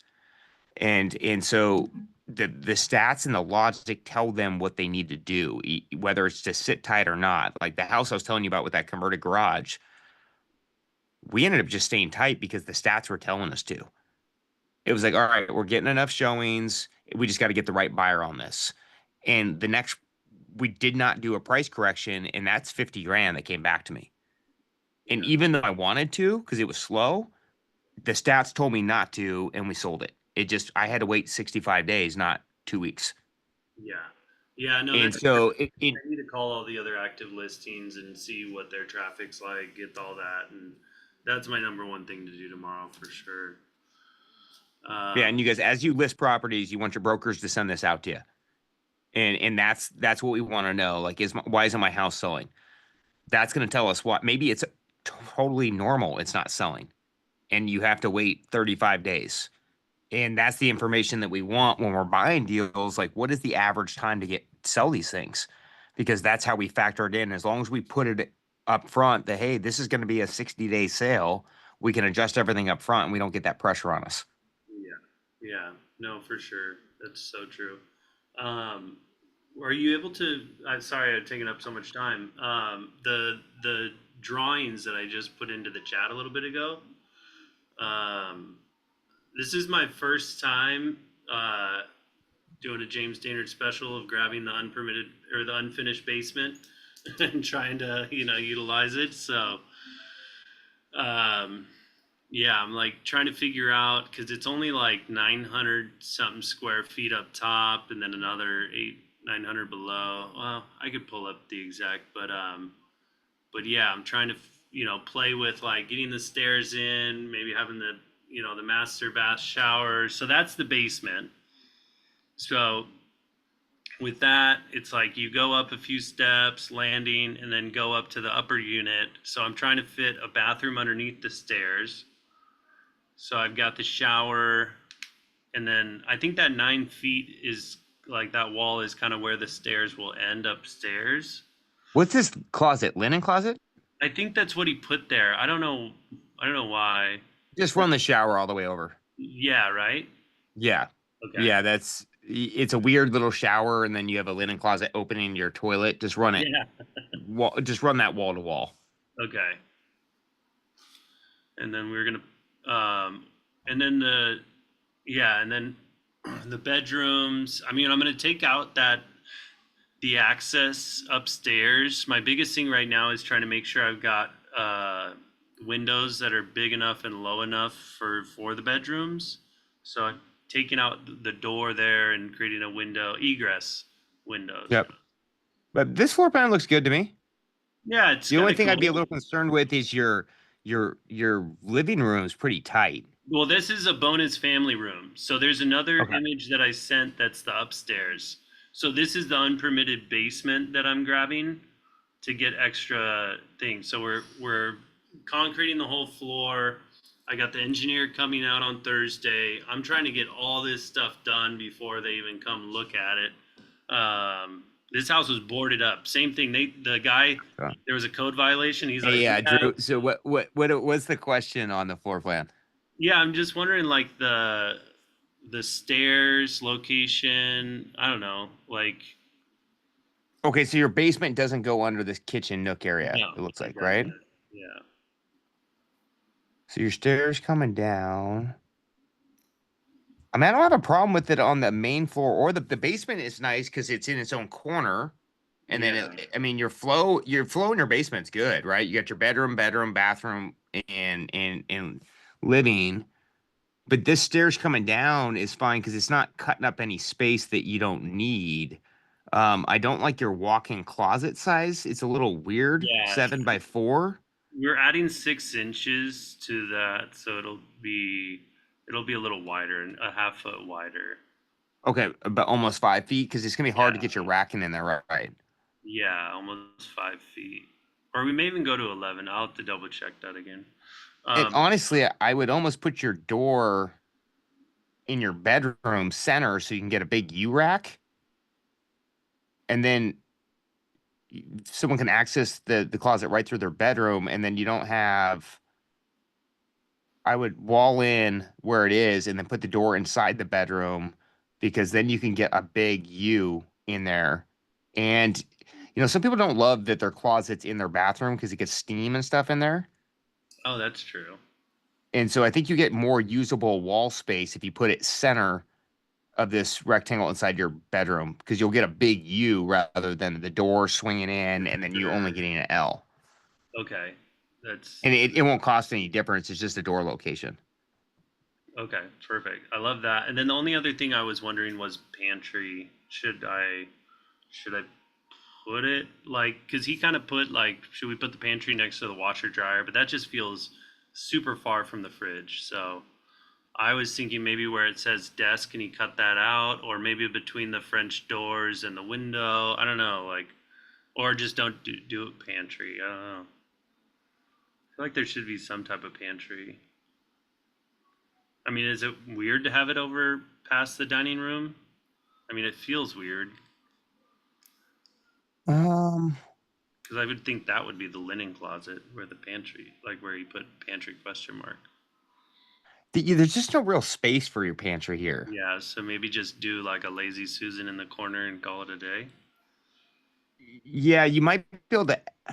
You could shift this glass door down a little bit and then do a pantry cabinet next to this fridge. Oh, that's actually a good idea. Because you don't have to shift the door down. Like, right now you still got a little over right already. So it'd be like an extra foot. If you shift that down, then you get pantry cabinets built in next to it. Okay, perfect. All right, that's all I needed. Appreciate Yeah, it. let me look at one more. I love that your washer dryers are in your kitchen nook. Yeah. Should I move them downstairs? That's what I'm looking at. Let's see. It's not. So how expensive a house is this? I got it for $815. I'm putting $250,000 into it, and I mean, at 1.5 we're happy, but there is comps that have gone for 1.8 if we do it really well, and we may spend more than $250,000, but it could go to 1.8 if it's done really well. It has an amazing yard with views, like yeah. So you get a 5x9 bathroom.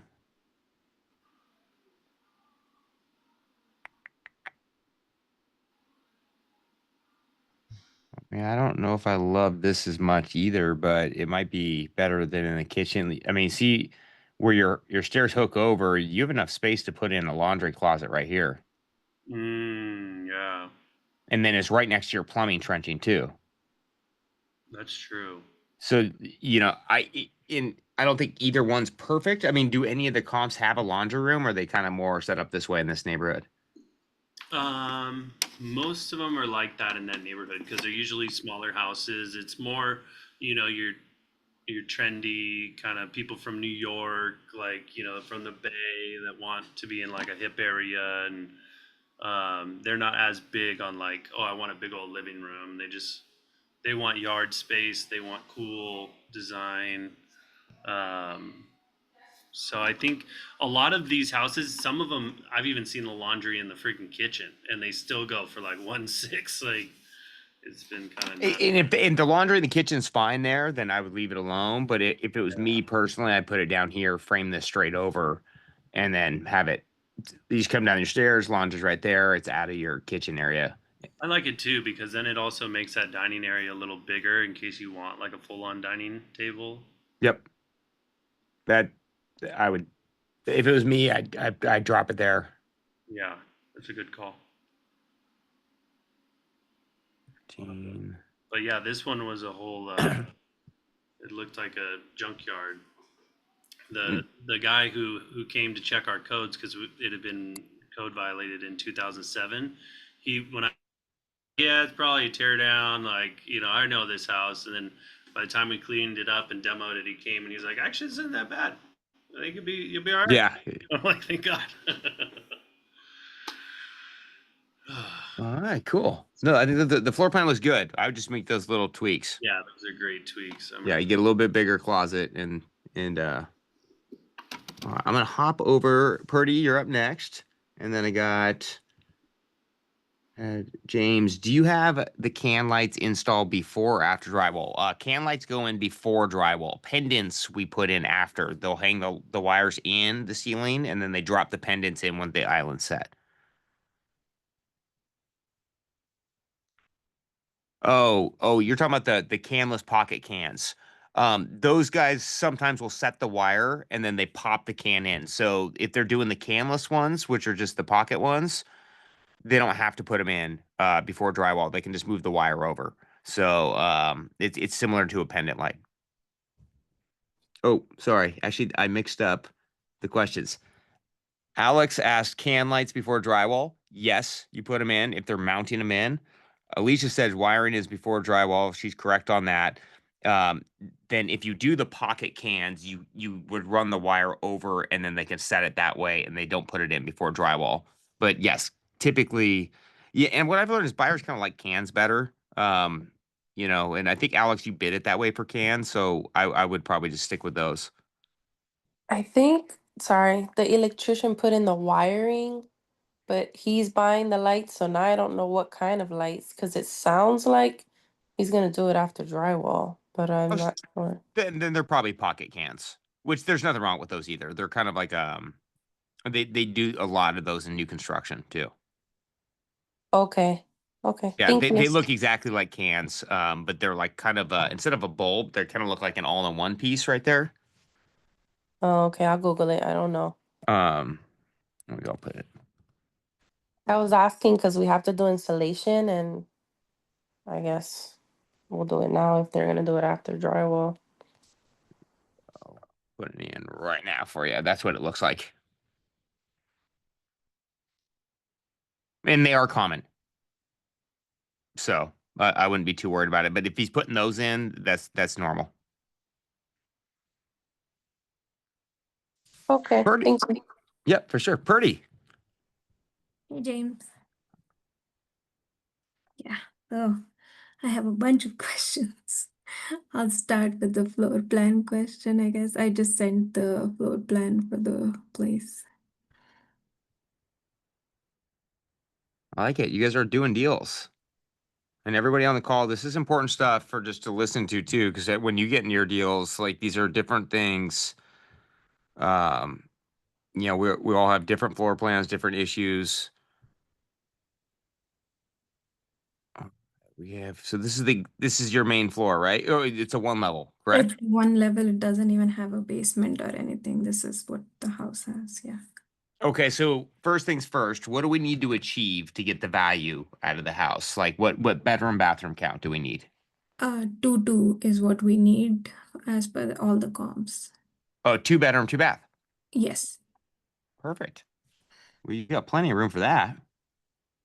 Yeah, so I was thinking about converting the bedroom next to the primary bathroom, next to the primary bedroom into a bathroom, and then just make it like a primary suite right there. Yes, I would. Go mock some up real quick for you. And then I would get these doorways squared out too. That angle door, it's a little weird for the primary. Can you guys still see my screen right now? Again. Okay. Yeah, so what I would do, I would straighten this out pretty. Because this is gonna be our break point here. Why did they do this?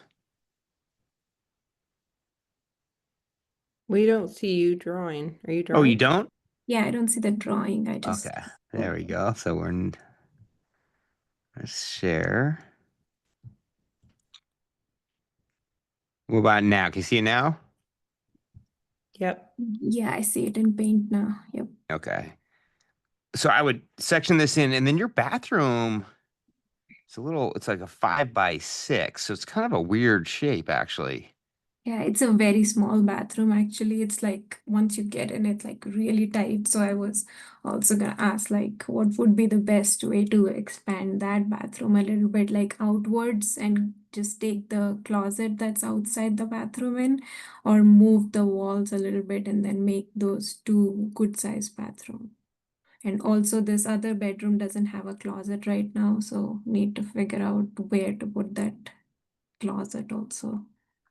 Okay, yeah, because we got a little bit. You got good space. They're just odd shapes, right? And you guys, we want to think about Mm-hmm. that as in resale. So I got an 8.2 by 11 bedroom. That's a little weird. Mm-hmm. Then we have 8.9 by 10, but this is going to be our bathroom closet area, so we're going to be okay. And then this bedroom door being on an angle is a little weird too. And so it, what we want to do is start kind of, evening the house out. So I always start with the walls first and go, okay, well, I don't want to get my bedroom door swinging here in my bedroom because that way it kind of squares it all out. Okay. What I would do here, because this is kind of like I would knock this hallway back a little bit too, because it's just that to kind of open it up. The good news is you have 5. You got a lot of room in here. You got 8 by 10, which you could put a nice walk-in closet right here. Mm-hmm. And then the door could swing into here. Because you had 8 feet this way, right? And then we just took away 2 closets in this section. So that's just going to be now 12 feet roughly in this area. Mm-hmm. So if we go back 5 feet by 5, that's, you can even do a 5 by 6. That's going to give you a nice size walk-in closet for your bedroom here. Then we still have a lot of room here because we got 8 feet going this way.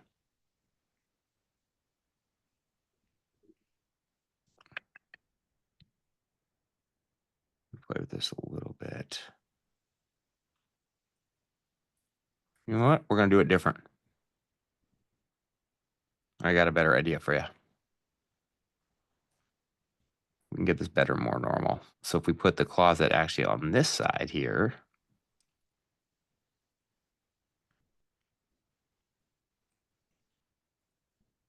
So we had 8, 9. I'm just put it at 8 plus 4. We had 12 minus 5. That gives us 8 feet here, right?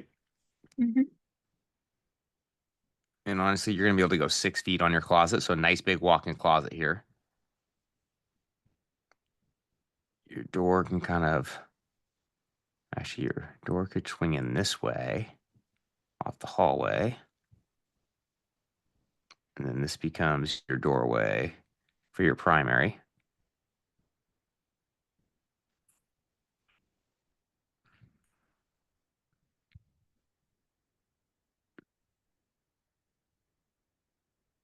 So we have 8 feet right now.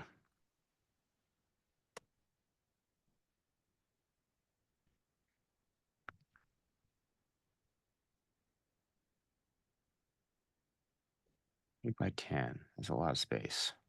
I'm trying to see what I can claim into this bathroom because in a perfect world, it'd be kind of nice to put our tub recessed in here, which will give you more space in your bathroom and allow more space for this bedroom closet size. Mm-hmm. So let's try that first. So that's a 5-foot tub.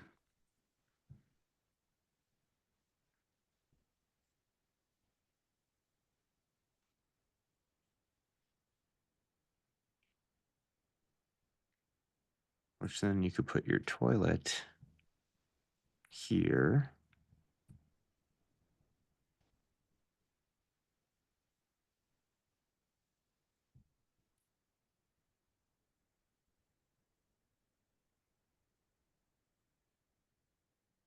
And per day, I'm winging this on the spot right now, so I might go backwards for a second. So if we have our toilet here, then we could put our vanity.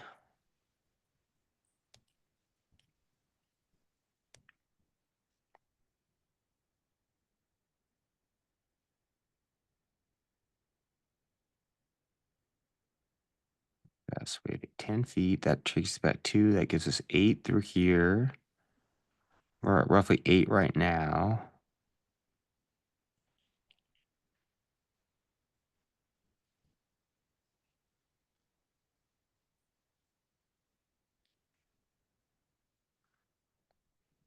Hmm. All right, we'll come back to that for a second. Because this is 5. Let's blow this out.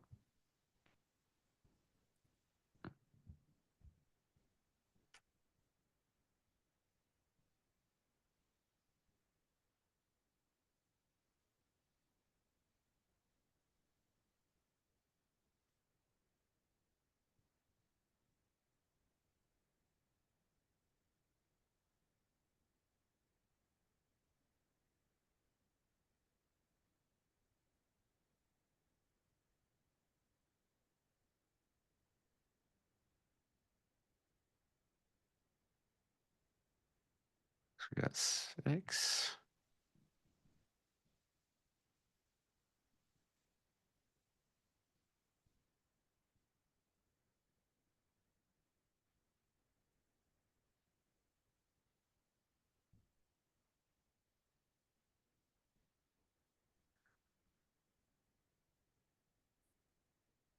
Because you need 2 feet, 4 feet. So this allows you, if you did put it this way, and then we'll play with this bathroom a little bit over here, but Mhm. it allows us, because I think when we were looking at the comps, they weren't massive bathrooms in either of those houses, if I remember right. They were. This allows you to actually shift over your bedroom.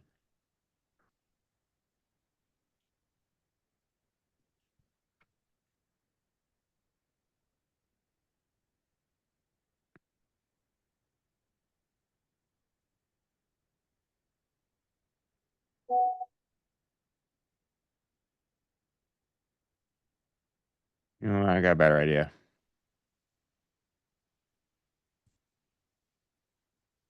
Because we got to get this bedroom wider. We got to get this to 10 feet here. Because this will be like a very, very awkward sized bedroom. Mhm. Look at this. Now we're going fully backwards, guys. And so, you guys, when I'm going through floor plans, I'm always like, all right, what am I trying to achieve? And we need to get 2 normal bedrooms. And so I'm going to set this baseline now here. Where, okay, so this puts us kind of at 10 feet. Be kind of like right to this section in here. So this would be a 10 by 11 bedroom with this wall coming over this way. Does that look about right, Purdy? It won't go all the way, right? Because it's just we are extending only 2 feet, but I think it was like about 5 feet there with the bathroom. Go back to the way it was. We're gonna go backwards because I don't like this plan anymore. Okay, so we need to gain 2 feet here though, which is gonna put us right about here.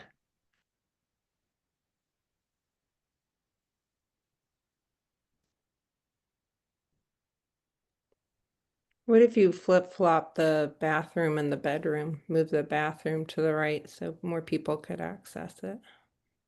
Like how you drew that. You mean over in this section to the towards the kitchen? Yeah, because then you could take the space you wanted for the bedroom, maybe. Yeah, I was just trying to stack the bathrooms so it keeps your cost down. True. Mhm. And so, you know, you guys, in theory, we want our bathrooms kind of button up with each other. Um, you know, if we have to move it the other way, we will for the comps. I think we can get the space in. We have the space. We just got to put it in the right spots. This is definitely a little bit of an awkward floor plan right now, and that's okay. That's why she got a good deal on it. You guys, the more awkward the plan, the better deal you get. It's about how do we cut it up to make it work. But if we have 10 feet plus 5 here, that's 15 feet. That's going to give us 13 feet. If we go like this, actually.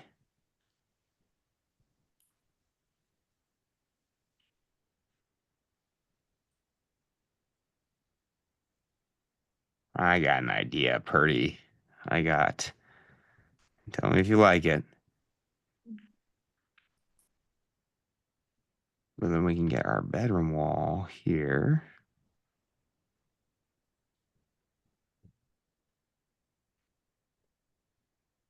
James, while you're doing that, can I correct how you say her name? Because always bothers me, and I know she's never gonna do it. She's just never gonna tell It's not you. Purdy? No, it's Preeti. It's Preeti. creepy. I thought Preeti. Okay. I like calling her Purdy instead. I mean, Thank doesn't it you, make you She's good? too soft spoken to Am I ever making you correct blush when you. I'm calling you that? Thanks, Nicole. Thank you, guys. I will say the one thing I am terrible at, they make fun of me on the podcast too. I cannot pronounce. You guys should have heard me pronounce Tarek's name at the conference. Oh, were you there? Nicole, you were there. I botched his name so bad. I'm like, I don't know. Yeah, and they had all his bio on there. I was like, dude, this is a million things to read off. I've been wondering like if she'll ever do it. I was like, I wonder if she'll get to know you well enough or she'll finally tell you. But I was like, she's never gonna do it. I'm just gonna have to do this. You guys never be afraid to correct me. I am not. Well, People thank say you, my name in all thank you, different ways. Nicole. And this is my end. I just wanted to say that bothered me so much too because Preeti is actually means love. Yeah. And it's a beautiful name. And I'm a speech pathologist. If you ever want to get your accent corrected, I can do that for you, James. You would be on. I'm a hyper dyslexic guy, so I can't read out loud very well. Good thing I'm good at math. That's what my brain wires to. That's why it works well with flipping. Yeah, that's not. Sorry for taking in a different direction, though. Oh no, I will always. Yeah, you guys don't worry. I'm not offendable. And if anything, I'm the one being offensive. So one more time for me. Pretty.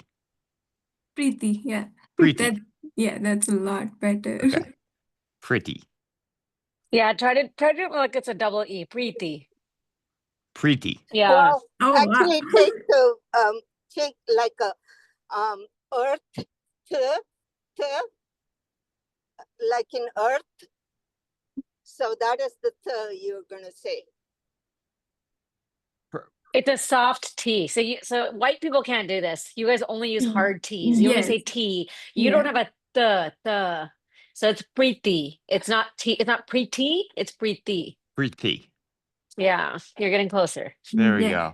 go. I like had to teach my husband how to do this because he's white. Like the hard T, you only have hard T's and hard D's. Y'all don't have a soft D and a soft T. Yeah, those are just different letters in Hindi. So that's why it's like nobody can pronounce my name correctly. So I'm just used to everybody saying it in whatever way they want. So I'm like, I don't care. Well, actually, you do like math, earth. You do have the softie, so. But I think about it as the, not the. There's a difference there. Yeah, it's become the instead of the. Well, in the meantime, I think I'm crushing your floor plan right now. So, all right, I got an idea. Let me know. You guys, so I want to walk everyone what I'm doing, right? So so a lot of times when we're dealing with difficult spaces, and I will say this is one of my specialties is like back, especially in like 2008, I'm like, all right, I got to get 3-bedroom, 2-bath in this 800 square foot house. How do I do this? And it was like this inching out of a floor plan. And so what I've learned is we always want to kind of start backwards with what we're trying to achieve. So we know we got to get this bedroom normal here. And you know, the feedback on bringing the bathroom over this way too, that could be a conversation that you can ask your contractor. Like, hey, if I move the bathroom closer to the kitchen, it's going to cost me more. And if it's not, we can kind of rearrange it differently. But for cost effective, this would be the first swing I'm going to give you where we're trying to stack those bathrooms together. Yeah, I think I've already had like similar conversation. They were already like, yeah, it's just better to keep where the current bathroom is and then add an existing one right next to it. So it's just more cost effective. Well, hopefully they like this plan that I'm coming up with. Because this is requiring a lot of walls to be moved. Mm-hmm. And so that's where we want to get a little feedback on this from the contractor, because I do think that that plan will be a lot easier to achieve if we do put that bathroom closer to that bathroom. or the kitchen, but this will work where you can stack the bathrooms where you're kind of coming down a hallway. Mhm. We got our bedroom door, and granted, this is not always the size, but this is kind of the general tone that we want to work with. You have a door that swings in this way. You can put your closet right here. This bedroom is now more of a normal size. This bathroom can run where they're stacked. At the end of the hallway, you'd have a tub, toilet, single vanity here. And then that's still going to give you 4 feet on the back side with the measurements to put a big shower behind this one for your master. Okay. So what I'm going to do, because it kind of is blending together a little bit, I'm going to put this in red, right? Oh, that's is not.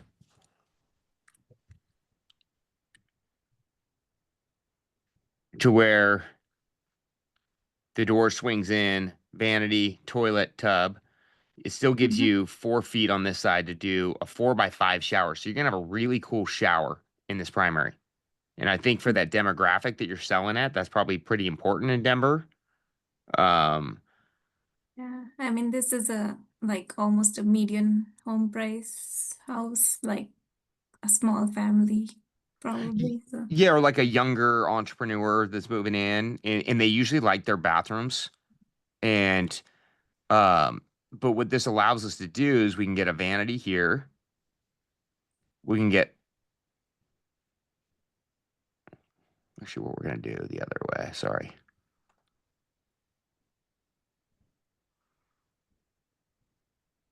So I'm trying to make sure we can get a good closet in here too. So this is 10 feet, but I took up for the hallway, so this gives us 7.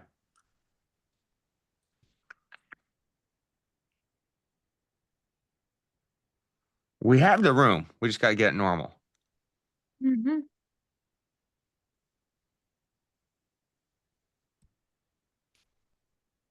Because we fixed the bedroom. This is now a normal bedroom.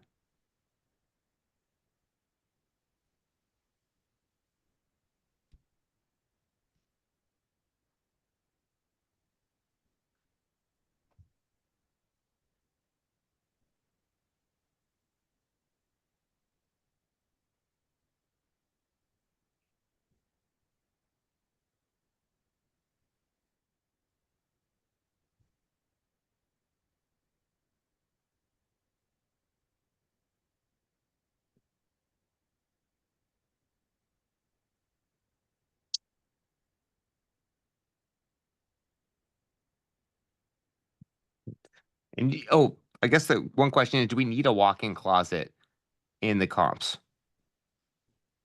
I haven't seen any walk-in closets in the comps. Okay, good. That means I'm overthinking the walk-in closet approach right now. So that does make it easier. If we can get it in, we still will. Because right here,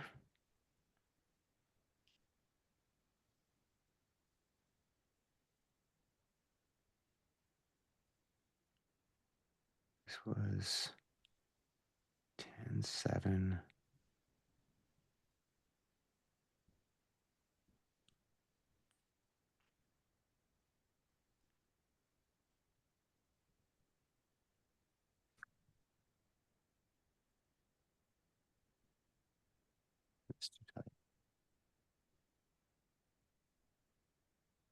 Take a breather on that real quick. I know what we're doing here. This will be your kitchen. You got a big kitchen too, actually.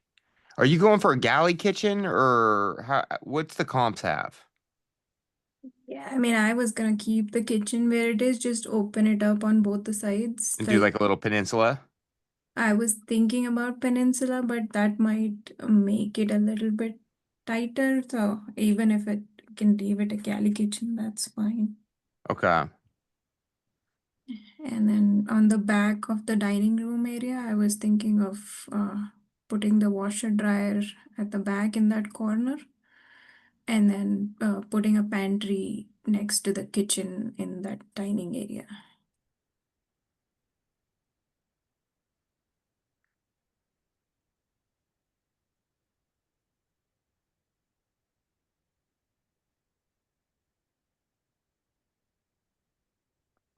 11 feet.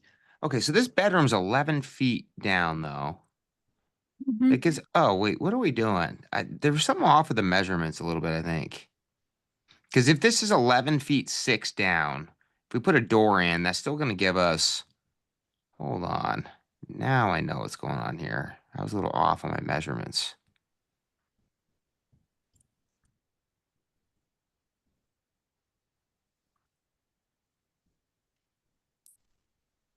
For this bathroom, because it's just a secondary bath that's only servicing one bedroom, Mhm. you can do it at 8 feet. It's because you can still get a tub. It's a small bath, but that's okay. That's really all we need. And what I would do is almost like a cool pedestal sink for this one. Or, I mean, you could do a 30-inch vanity, but you could do like kind of a cool pedestal sink.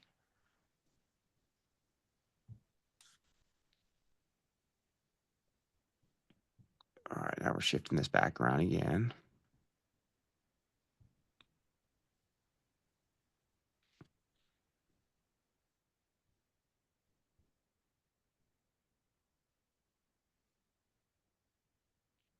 And we had 10 plus 3, so we had 13 feet. Let's say 12 feet through here. This one comp kind of has a walk-in closet, but it's not deep. It's just a little bit long. Okay. What we're gonna do, I'm gonna shift this around pretty.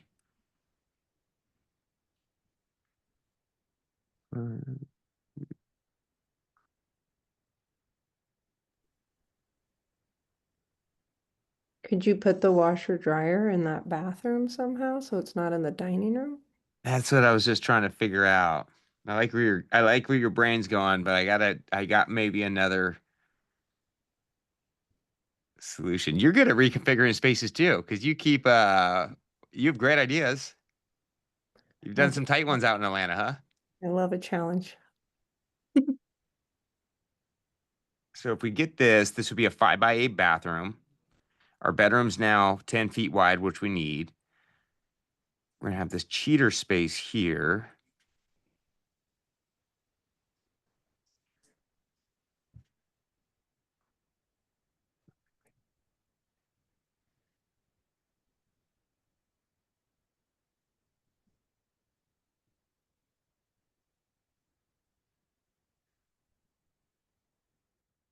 Because I was almost thinking, what if you could do your washer dryers here in the hallway?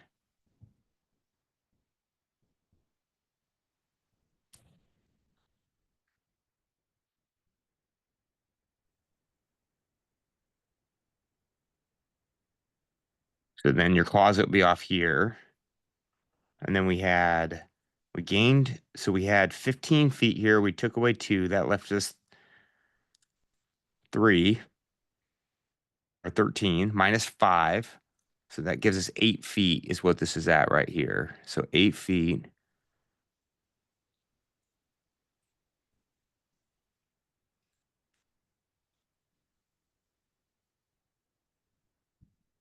And then if you had a 4x6 closet,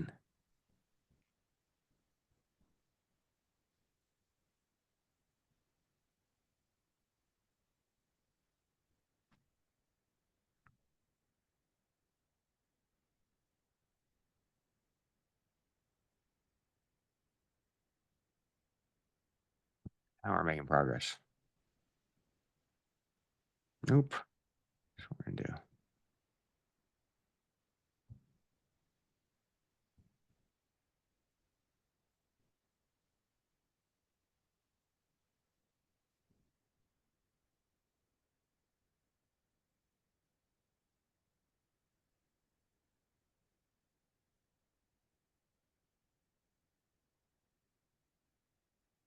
We got it.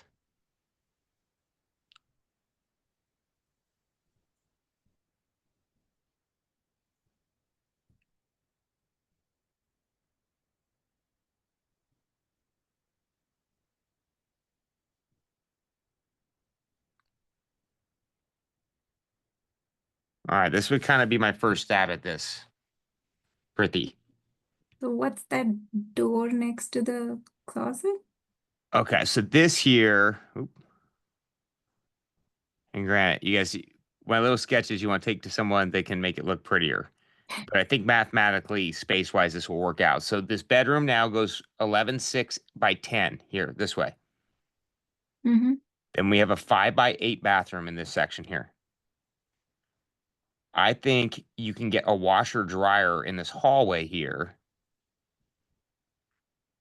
This would be like a little hall, like pass-through closet Mm-hmm. where they're side by side. Here's your bedroom, which is going to be 10 or 11 by 8 by 10. You're going to come down your hallway. This is going to be a door that swings into your walk-in closet right here.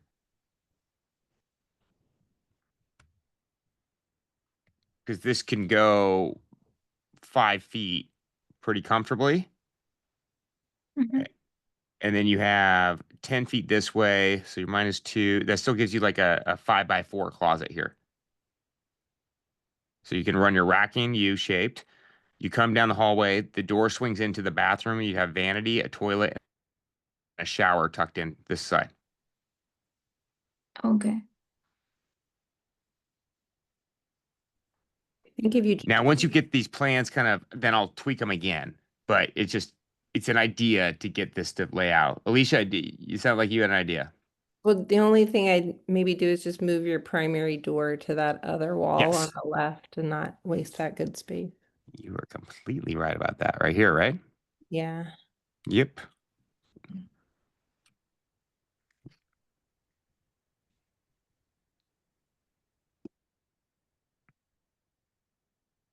What do you think? I like it. It's just the hall part is where I was thinking it's just kind of wasted space, like from the primary bedroom to the primary bathroom. Oh, down here? Yeah. Yeah, we might be able to tweak that a little bit. I mean, you could do a hallway dead center too, and then put closets on both sides on the way in. True. One nice thing is when you add a window here, it's kind of like this nice lit up. Like if you had a window here, it's like a nice little experience. I would say you can make it that California closet situation here. And the hallway can get center, closets on both sides. But if you want the walk-in, you kind of have to kind of do it this way because we're working with a little bit longer, narrower spaces. So you're going to have these weird you will have those kind of longer without moving. Now, the other option, like what Alicia said, is we could put the bathroom over here and probably, we could put the bathroom right off the living room with the door swinging in or coming in this way and then the closet behind and then shift the bedroom down. Mhm. But because of the dimensions, you're going to have a little bit longer, narrower this is going to be like the cost effective way of doing it, right? When I'm looking at this. Yeah. Because the problem is if we put the door here, it kind of makes it, which we'd want to do, but then it makes it a weird shape for you to put in your shower tub and toilet, if that makes sense.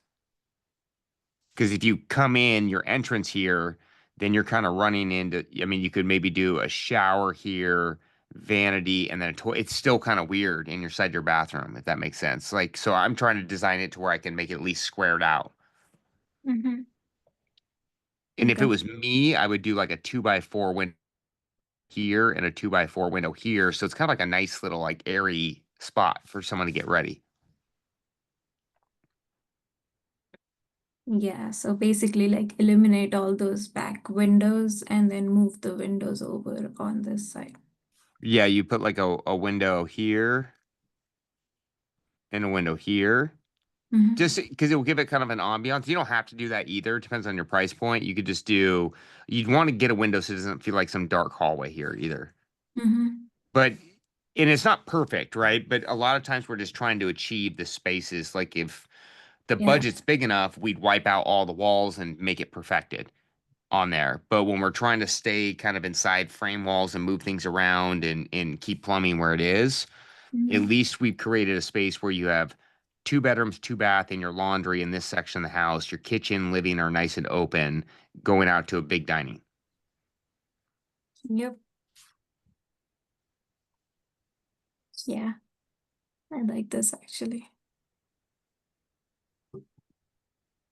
And your kitchen is a little wide for a galley. Mhm. Because you're 2 and 2, that gives you 5'10" in between your walkways, which is nice. But in theory, you could shift that wall over a foot too, and you still have an okay galley if you needed the space. Okay, yeah, it is quite wide actually to even walk in there.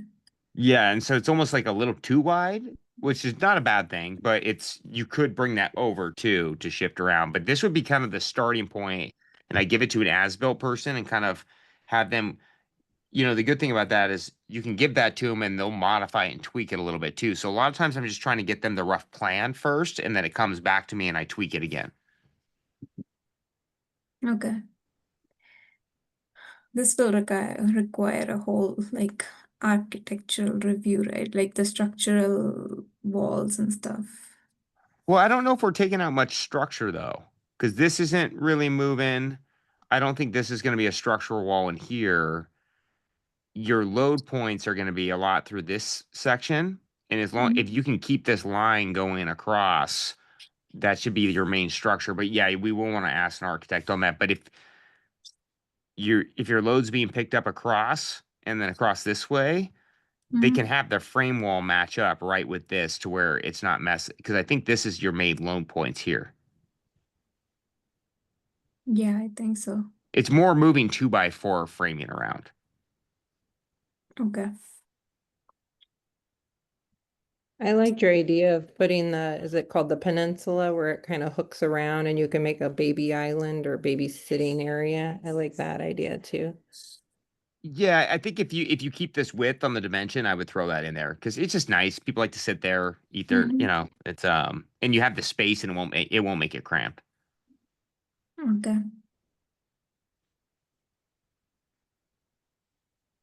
Yep. I will.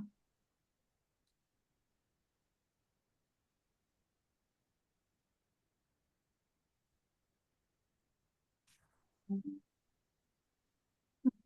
A few questions I had around these things.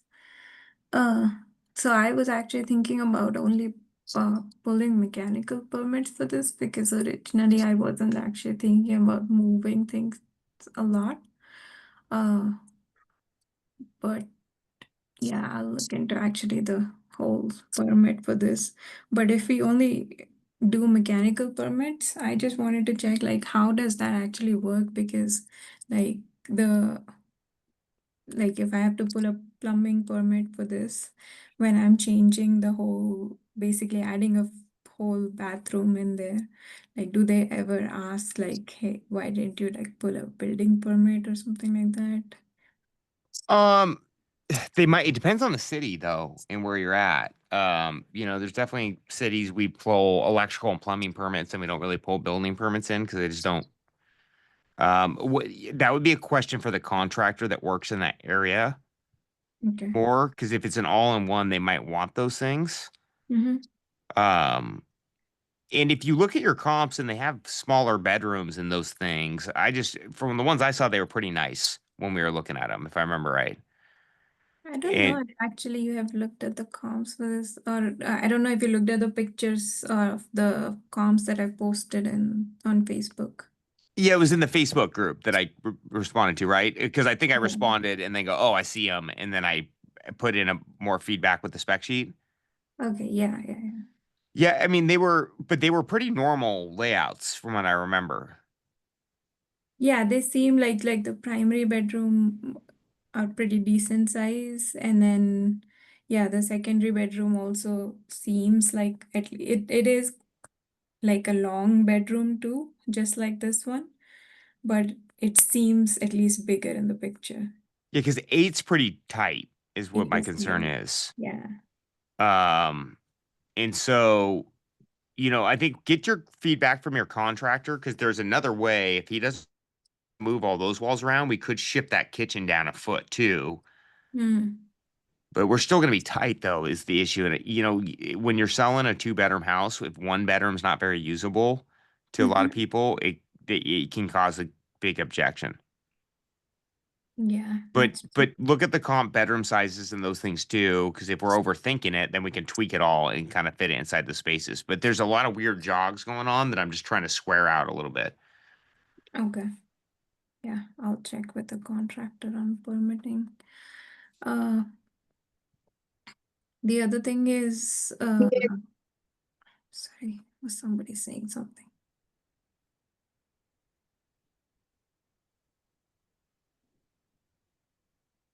Okay, so I was thinking about like hiring some subs separately for the outside portion of the house because I think everybody is hiking those prices a little bit more because it needs like a new garage door, probably like new siding. There's some concrete work. So like do I have to coordinate with the actual GC to have all these things done outside, or can I just like do everything separately? Just have the contractor work on the interior. You can sub it out. What I would say to do is bid it all the way through with the contractor, itemized, and before because who knows, maybe that contractor installs all the siding and it's actually fairly cheap because his guys are putting it all in. I would have him bid the whole thing, and then we can pull off sections of that bid as we get it, because you never know what he could be bidding. Right, the garage door, I would just probably do on my own. Yeah. The concrete, I would maybe do on it, but sometimes they have really cheap concrete guys too, depending on who you're hiring. And so I would have them bid it, and then let's pull off what's expensive, not just to pull it off, because you want to pull off the things that we can sub in that we know we can save money on. Okay. And then the other thing is like this actually has a detached garage. It's a big garage, like a 600 square feet garage. So uh, I was thinking because both of them have the asbestos siding, I was thinking, would it be okay to leave the siding on the garage and just put the new siding on the house, or would it like look too mismatched because it's gonna be old siding?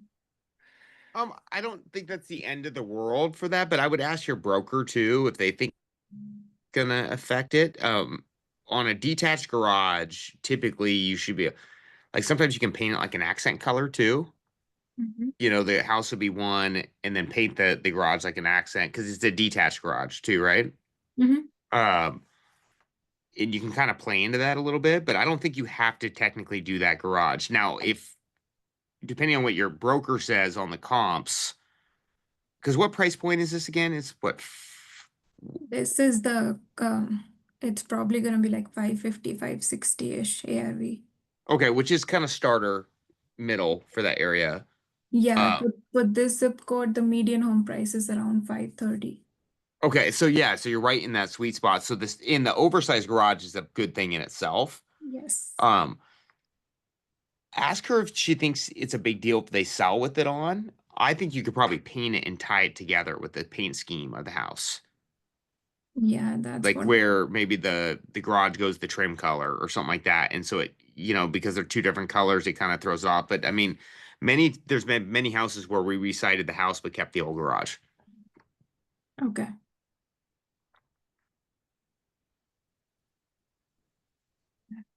And then the allowances part. So when I'm getting these contractor bids, they are already giving some numbers from their side. Usually, like, how do I just work with the allowances that they're setting in as part of their bid, or how do I actually like set my allowances for things versus what they're telling me? So that spec sheet that you have Uh-huh. that I gave, but the allowance is no matter what you want to put in the allowances on there based on, because we want to set the allowances based on the comps. And so like if the comps all have LVP floors, I might put in $2.50 a square foot for my LVP. If they Mhm. have engineered floors that are a little bit nicer, I might put 350. And so I think it would be good for you. That broker that helped you with the deals, they're going to list it. Are they listing it, you think? Yeah, she's gonna list Can it. she take you through a couple houses to go walk them to see the finishes? We did walk through a couple houses, but like in this neighborhood, there aren't that many actives right now. So we Okay. went a little bit farther away, and that goes to like a completely different price point actually, because it's called Sloan's Lake. It's a really nice neighborhood. Okay. So a So little bit this, nicer houses in general. yeah, so it goes like almost like above 700 price range then. Yeah, I would say the allowance, like I would have your broker print out those pictures of all the comps again and go, okay, well, I think, hey, we're going to put an LVP in the house or engineered. Mhm. And for the starter, you should be pretty good with the even that spec sheet that I sent you. The Mhm. allowances should be pretty dialed in for that price point, I would think. If not, you can probably even go a little bit cheaper Mhm. on there. And you know, you have to kind of base the allowances are set up in the comps. So like when I'm walking through houses or looking at them, I'm going, okay, well, how much is that kind of appliance set is? Is it a basic one or is it an upgraded one? If it's a basic one, I might put in $3,500 because that's what I can get them for through Best Buy or wherever it is. If it's an upgraded one and I'm going, okay, well, these are not standard, they're slide in and they're GE, I might go to $4,500. Or if they're Viking, I might go to $20,000.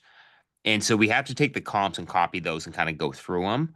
And it's Mhm. basically, but the allowances are going to be your flooring, your tile, your cabinets, your appliances, Mhm. and a little bit of light fixtures, but those are going to vary pretty because you can go on Amazon and find light fixtures for cheap that even look good. They'll match.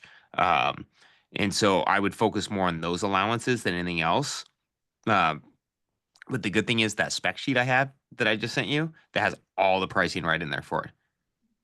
Yeah, I saw that there was like at least a few things were already I in. couldn't find the spec sheet anywhere in your website, James. Can I know where to find it?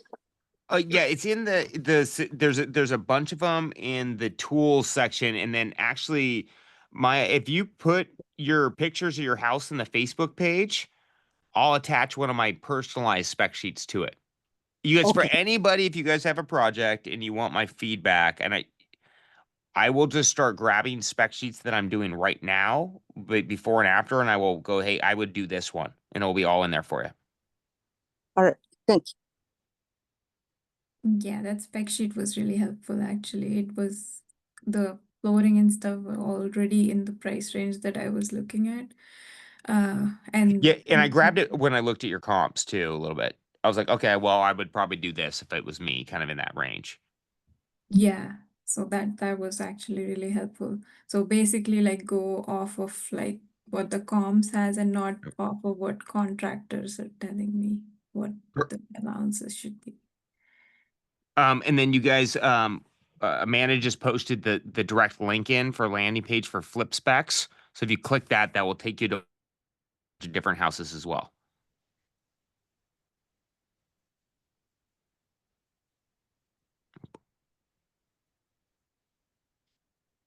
Okay, and so one think that's probably the last question. So the HVAC on this house, basically the furnace, I thought everything was old because it looks old, but I met the owner yesterday randomly, and then she said that all the interior components of the furnace are new, like 2 year old basically. Uh, so they left the exterior as it is, but they changed like the motherboard and everything on the furnace. So like would it, when the inspector is checking those things eventually, like would it make a difference if we like let them know that hey, these were all changed, or get it inspected and get like some kind of a documentation on that, or would it be easier to just replace it? If it doesn't need any more repairs, you could just, what I would almost do is leave it for the inspection on the next buyer. Mm-hmm. And it's something that's more negotiable at that point. Cause it's like, well, no, we didn't replace it because there's 2 years, it looks good. And they might still be like, well, you know what, we're paying at this price for the house, we want to do furnace. Mm-hmm. But to swap the furnace later is not a big deal on your inspection, and no one's gonna usually walk on that either. And so I would not do it. And then when I go to sell it, if it becomes an issue, it's a bargaining chip for me to use later. Okay, so but get it inspected at least just to make sure. Yes, and try to, if you can, they give you any receipts for, or on the furnace there should be a service. Usually, like any furnace company is going to put their service stickers and stuff all over it when they go do those things.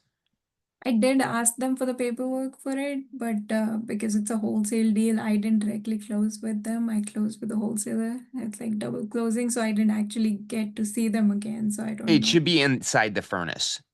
Almost every furnace company is going to write down who serviced and did any work on it inside that inside the plate there, because the furnace service business is most of the profit for furnace companies, so they want the same company servicing this, and so you should be able to see that and then call them and get the last bill work order on it. Oh, okay. Yeah, I'll try that. But if not, I would just have it inspected saying that these things were done, and then I would hang on to it and I would do it. You know, it could be fine on your sale or it's just a negotiating thing. Okay. Yeah, that sounds good. Well, I would not replace it until that point. Okay. Yeah, that would save me some money.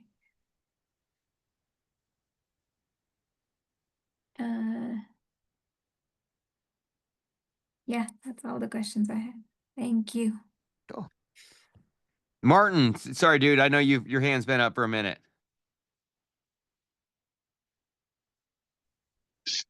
Hey, James, can you hear me? Yeah. How you doing, bud? I know I'm pretty good. Sorry, I'm in the car right now, but I'm actually about to clock in here in a little bit. Where you clocking in at? Clocking in at this my glass company that I work for. Okay, cool. I work there, sure. So I'm actually about to head in here in a little bit. But I had a question. A few questions. You when we had the little intro meeting, you had told me to get in contact with Brad Hulkman, and I did, but I found out that he's actually about 2.5 to like 2 hours and like 45 minutes away from where I'm at, and like my closest area that I was thinking of, maybe investing in is about 1.5 to 1.45 away from him. So that's pretty far for me, at least, Okay. And, where he's flipping. Yes, sir. Yeah, that's correct. Yeah, because he lives about the same distance away, doesn't he? Yeah. I can't. He said he was from Hickory, North Carolina, which is about I guess 1.45 minutes away from where like the closest Greensboro is at, which is one of the areas that I was thinking of flipping in. Okay. So I wasn't sure if that would still be a good match or not. I still contacted him, but he said he was just further away, And yeah, well, because he lives in Charlotte, I think, or right outside Charlotte, but because originally it was funny because he had this idea he was going to flip in a certain neighborhood of Charlotte, and then he's flipping like 45 minutes or almost an hour away from to where he is right now, because the deals he's finding are really good out there. And so he's like, yeah, so I just built the business around that, and he found a contractor out there, so it's been a little bit simpler for him to do it from further away. Okay. And yeah, Charlotte's about where he's from. Charlotte's about 3 hours away from here. 3 hours and some change, depending on where, depending on traffic, of course. Depending on the days. But so I was wondering, like, if I guess if I decided to shadow like another, I guess, operator, do you still recommend that for people who are just starting out, like even if they're doing like the cosmetic flips, for example? No, for cosmetic, no, not like I guess define cosmetic. Are you talking about like paint, carpet, flooring, and some cabinets and that kind of stuff? Yeah, pretty much just like just the starter, the starter flips. Of course, I don't want to get into something like where you guys have been like moving walls and doing all these floor plan arrangements, but I just plan on sticking to something simple, especially since I'm starting out. No, simple's good. And the good thing about simple is it's fast, right? And the faster the deal, like how I look at every deal, like even if it's cosmetic, typically the profit is just less on a cosmetic fixture because the margin's a little bit tighter. There's a lot more people interested in it, but there's also a lot less variance in those deals because, you know, electrical, plumbing, framing, those are the things that can really creep up on you. With cosmetic, you can kind of price it out a lot easier. You can go, it's going to cost me $2 a foot to paint. It's going to cost me, you know, $3 a foot to floor. This is what the cabinets are. It's a lot easier, and then they go faster too because you're not renovating so long. So your return can still be, you know, I do a lot of lessons on this, like making 15 grand on a deal in 60 days can be better than making 80 grand on a big deal or 100 grand because it takes 14 months. And how many times you can turn the money is really what it comes down to. So a cosmetic, I think, would be perfect. I just knew from what I had heard, and the market's changed out there a little bit, it was hard to find cosmetic deals out that way. Okay, okay. Yeah, so I just yeah, that's what I was wondering because I'm trying to figure out, I guess, because it's a lot of information, I guess. I just don't know where I should start, like where I should move, what should be like my next step, you know? And then I just had questions like for the like real estate agents or like brokers wise. I remember in one of your videos, you had said that I think when you were in Arizona, you're trying to call some of the brokers and agents around, and you I think you called them scumbags or something like that. But I was trying to remember, like, Hope I didn't I call was them trying. scumbags. You said some of them were, and I was like, well, how do you like? How would you know if like they really are? Like, how do you know like they're not? I guess sorry for the word, but like they're not just bullshitting me. Like just trying to tell me, like if I don't know the market that well, like how do I know that they actually know that the market and they're not just feeding me stuff that like just to get my business? You know what I mean? Yeah, so what we have to do is, you know, any person that we're working with, we have to verify the information. And, you know, the first thing I do to get a read on that is like, if you send me a deal, can you send me comps with the property? And if, let's say that you're buying a house in Charlotte and they go, hey, you can buy this for 300. And then the comp they sent me is a mile and a half away and it's 500. I'm like, well, why is it so far? Like, what's surrounding me? And so what I like to do is go, hey, give me all or I want comps within a quarter or half mile, and I want fixed up comps, and I want data comps, so I can see kind of the variance in that. And so the way we have to kind of prove it is just look at the data and get them to send numerous. They got to send us numerous comps, and they need to comp it like an appraiser would. And where people get in trouble on comps is they'll go into different pockets and they're like, no, look, here's a 3-bed, 2-bath, and this just sold and it's really nice, but it's in a totally different area. And when you're not knowing the areas or the streets, it's hard for you to tell. And so what I always do when people send me back comps, I want to know it's within an appraiser. So is it within a half mile of where I'm looking at? Is it in the last 90 days? And then I like to street view every comp. So I'm like looking at my street, and then if I go on the comp and I'm street viewing, I'm like, this looks a lot nicer or a lot worse. I'm going, well, you sent me comps all inside of a nice neighborhood. Could you send me ones on similar streets? And so it's kind of like that test on the first couple. If someone sends me comps on really nice blocks and I'm not going to trust it. I'm like, hey, these aren't good accuracy. And I don't think they're even being scumbags. I just think sometimes they don't know what they're doing either on comping.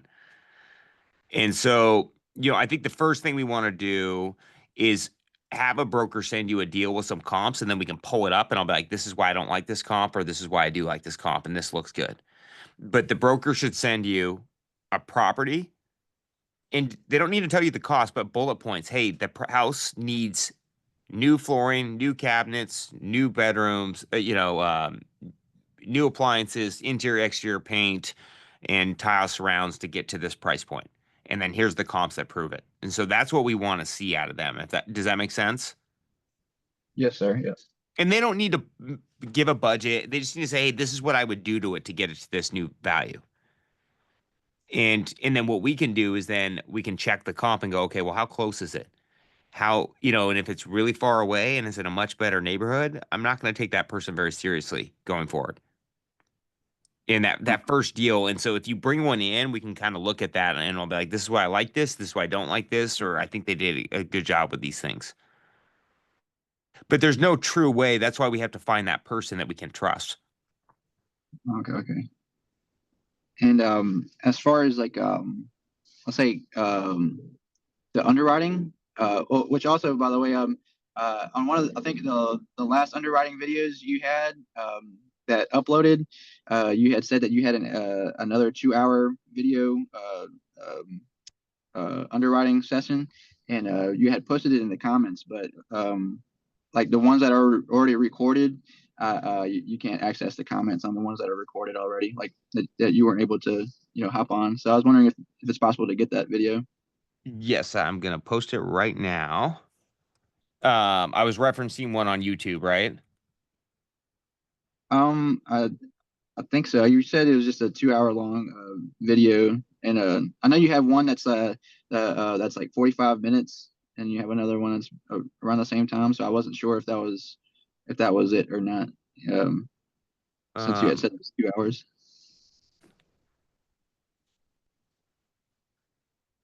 I don't know if I might have. Oh, I don't know if I've ever done a 2-hour YouTube video.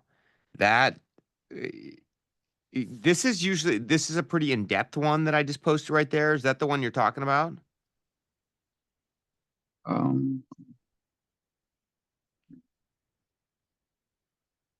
Yeah, that's one that I've seen before, but I wasn't sure that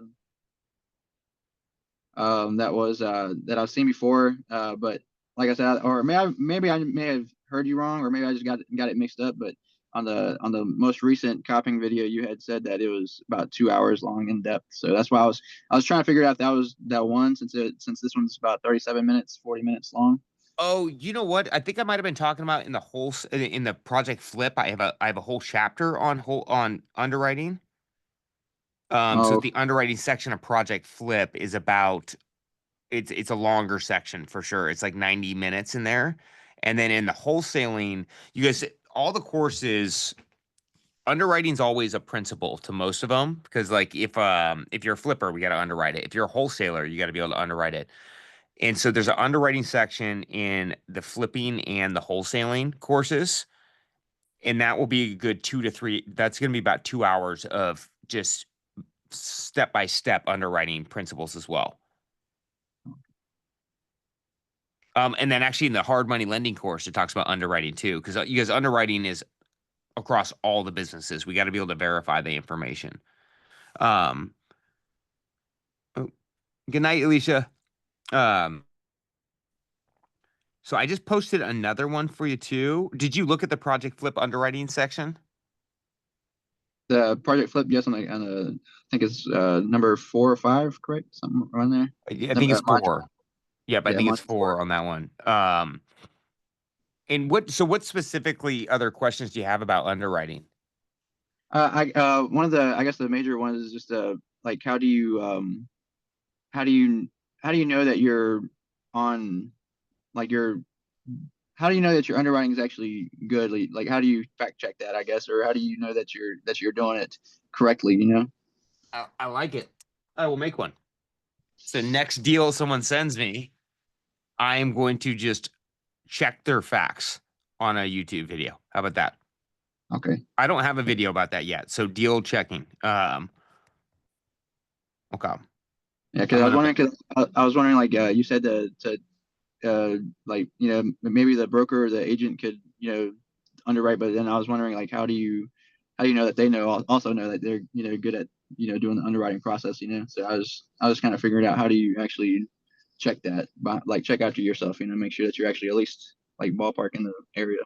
Yeah, and so like the things that I'm always doing, like even in, like I don't have MLS access right now in Arizona. And so when people send me deals, I'm always going on and going, okay, well, it's they'll always send one comp with it or two. And next time someone sends me a deal out of Arizona, I'm gonna do Arizona, not Washington, because I know Washington really well. So it's a lot easier for me to underwrite and look at something. Arizona, I'm kind of a deer in headlights, where I'm like, is it a deal? Is it not a deal? I'm going through what everyone's going through in the group call. And so, I always go through and I check the actives and the pendings first. of going, okay, well, what's in the area with similar square footage within 20% age range within 10 to 15 years on both sides. And I'm going, okay, what's active and what's pending? Because they gave me one sold, but it's from 5 months ago and it's in the neighborhood. But if all the actives and the pendings are lower, then I'm going to start looking at those. And so that's the first thing I'm looking at. Then I also want, if they only send me one sold, I go, hey, can you send me 3 more? I always want 3 solds in general. And if their answer, which a lot of times is, there's not a lot of comps in the area.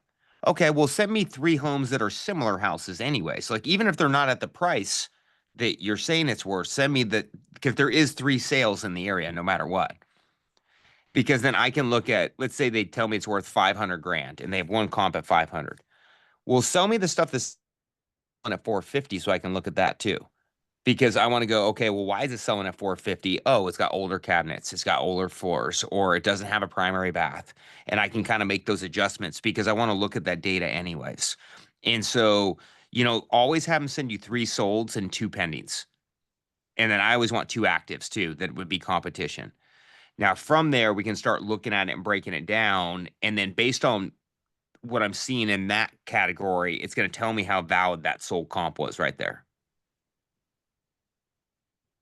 And so what I will do, though, is a deal checking. Next time someone sends me, and some guy's supposed to be sending me some deals in Arizona, because you guys, right now, I'm doing what everyone's doing. I'm trying to build my company down there, build my resources. So on Friday last week, I went and drove. Someone referred me a contractor. I went to 2 of his job sites. I got to go through the cost. I got to look at the estimates. I got to go through the scope. And most importantly, I got to hang out with this guy for a little while. And I can say I liked what I was seeing on paper with him, but the stories weren't making a whole lot of sense as we were going through them. And he was talking about like all these other things. And I was there to look at the house. And I'm like, wow, this guy had big visions for things of just doing a million things, where I'm like, well, no, I just want to focus on this one house right now. And so, every time I'd ask a question, it was kind of like I would never quite get the direct answer. So it kind of was a little red flag for me. I was like, okay, well, I can't just give this guy work right now. I got to keep investigating with him. And so he has some deals too. He's like, oh, I get deals all the time. So he's supposed to be sending me one, and next time I'll hop on Zoom and just record it live with me going through the deal and talking out loud about how I'm checking those things. Would that be helpful? Oh yeah, I think that'd be really helpful. Okay, I gotcha. You guys, and if you ever have questions or requests like that, will you post them in the Facebook page? Because a lot of times I'm just doing it and I can just flip my camera on and record myself as I'm doing it.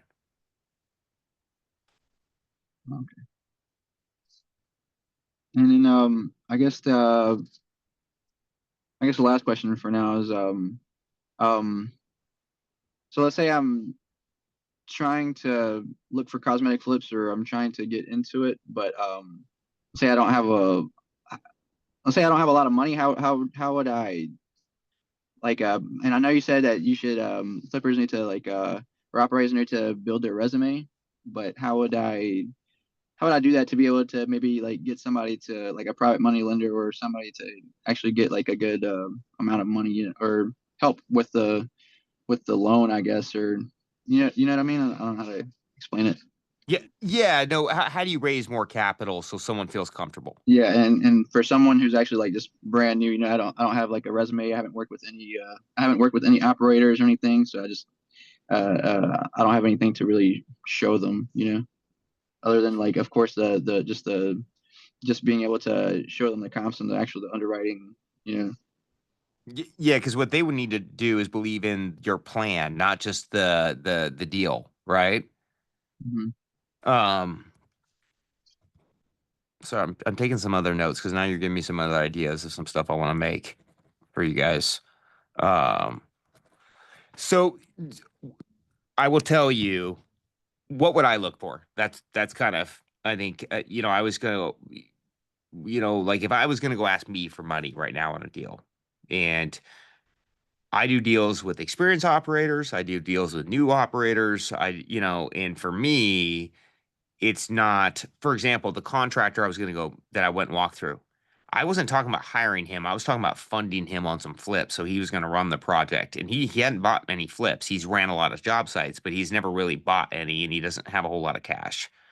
But he has the skill set to do the projects. And right now, I don't have that skill set in Arizona. I want to kind of build that out. And so, what the things that you're going to want to bring is the deal with underwriting that's very, very solid underwriting, property, comps, pro forma, and then a detailed scope of work and a budget in there. Because that's where a lot of people, when people reach out to me, I'm like, I mean, I see your plan, but it's just a bunch of bullet points on a page. Like, where's your budget? How long is this going to take? Because these are all questions like, well, you've never done this before. So how do you know that would be my question. Like, well, we've never done it before. So how do you know it's going to cost this much? I had a contractor bid it out. Perfect. Can I see the quote? How'd you find the contractor is going to be my next question. How well do you know this person? Did you just find them around the street? How do I know that they're trustworthy and they're not ripping you off?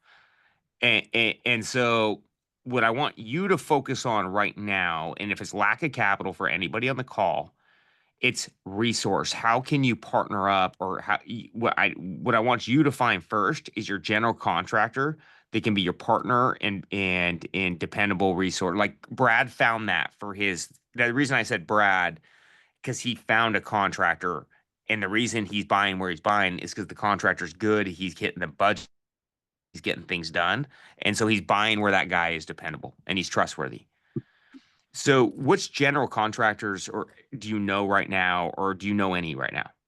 No, I've heard of some, but that's what I was going to say too, is that which is another question.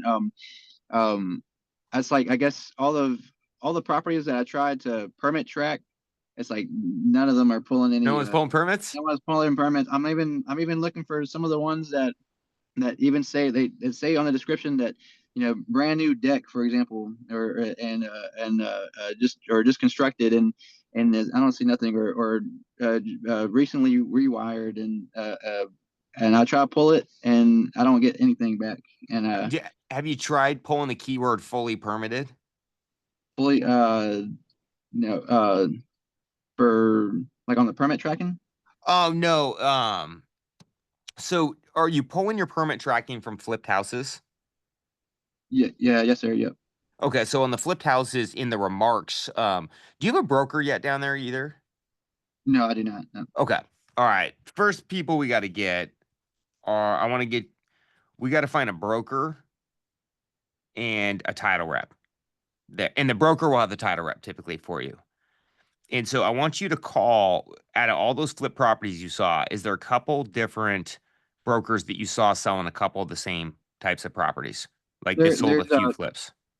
There's one that I was intrigued with because they it was real estate agents, but I don't remember the broker they worked with. But they would it's a couple where they or a married couple where they also like stage their flips, and they take really good photography of their flips, and it looks really good. And I was thinking about contacting them because most importantly, have they sold more than one flip in the area?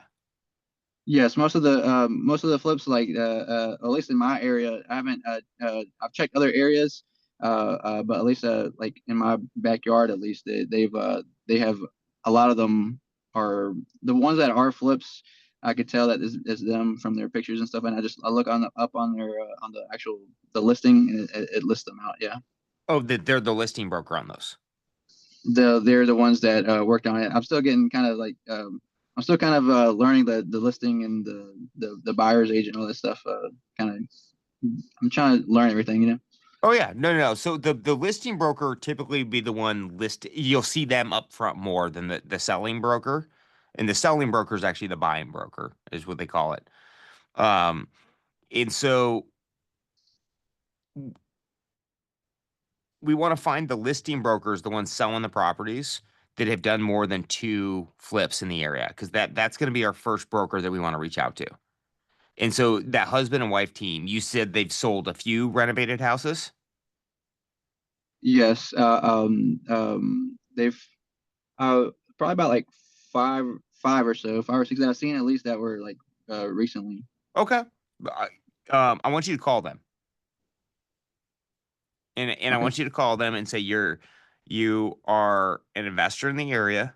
You don't need to tell them about your cash situation, okay? We'll solve that separately, okay? And just say, hey, you want to start getting into some flips in the area. You guys have flipped a lot of houses. You're looking for a broker that can help you with that business, finding deals, and also with the selling side. And if they have any contractor referrals, great. And so those are the first people I want you to reach out to.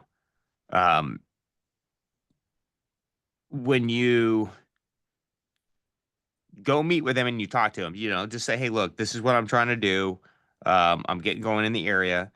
I'm getting set up with hard money financing right now. If you have any referrals, that'd be great. But if not, don't worry. I got some referrals out there on that.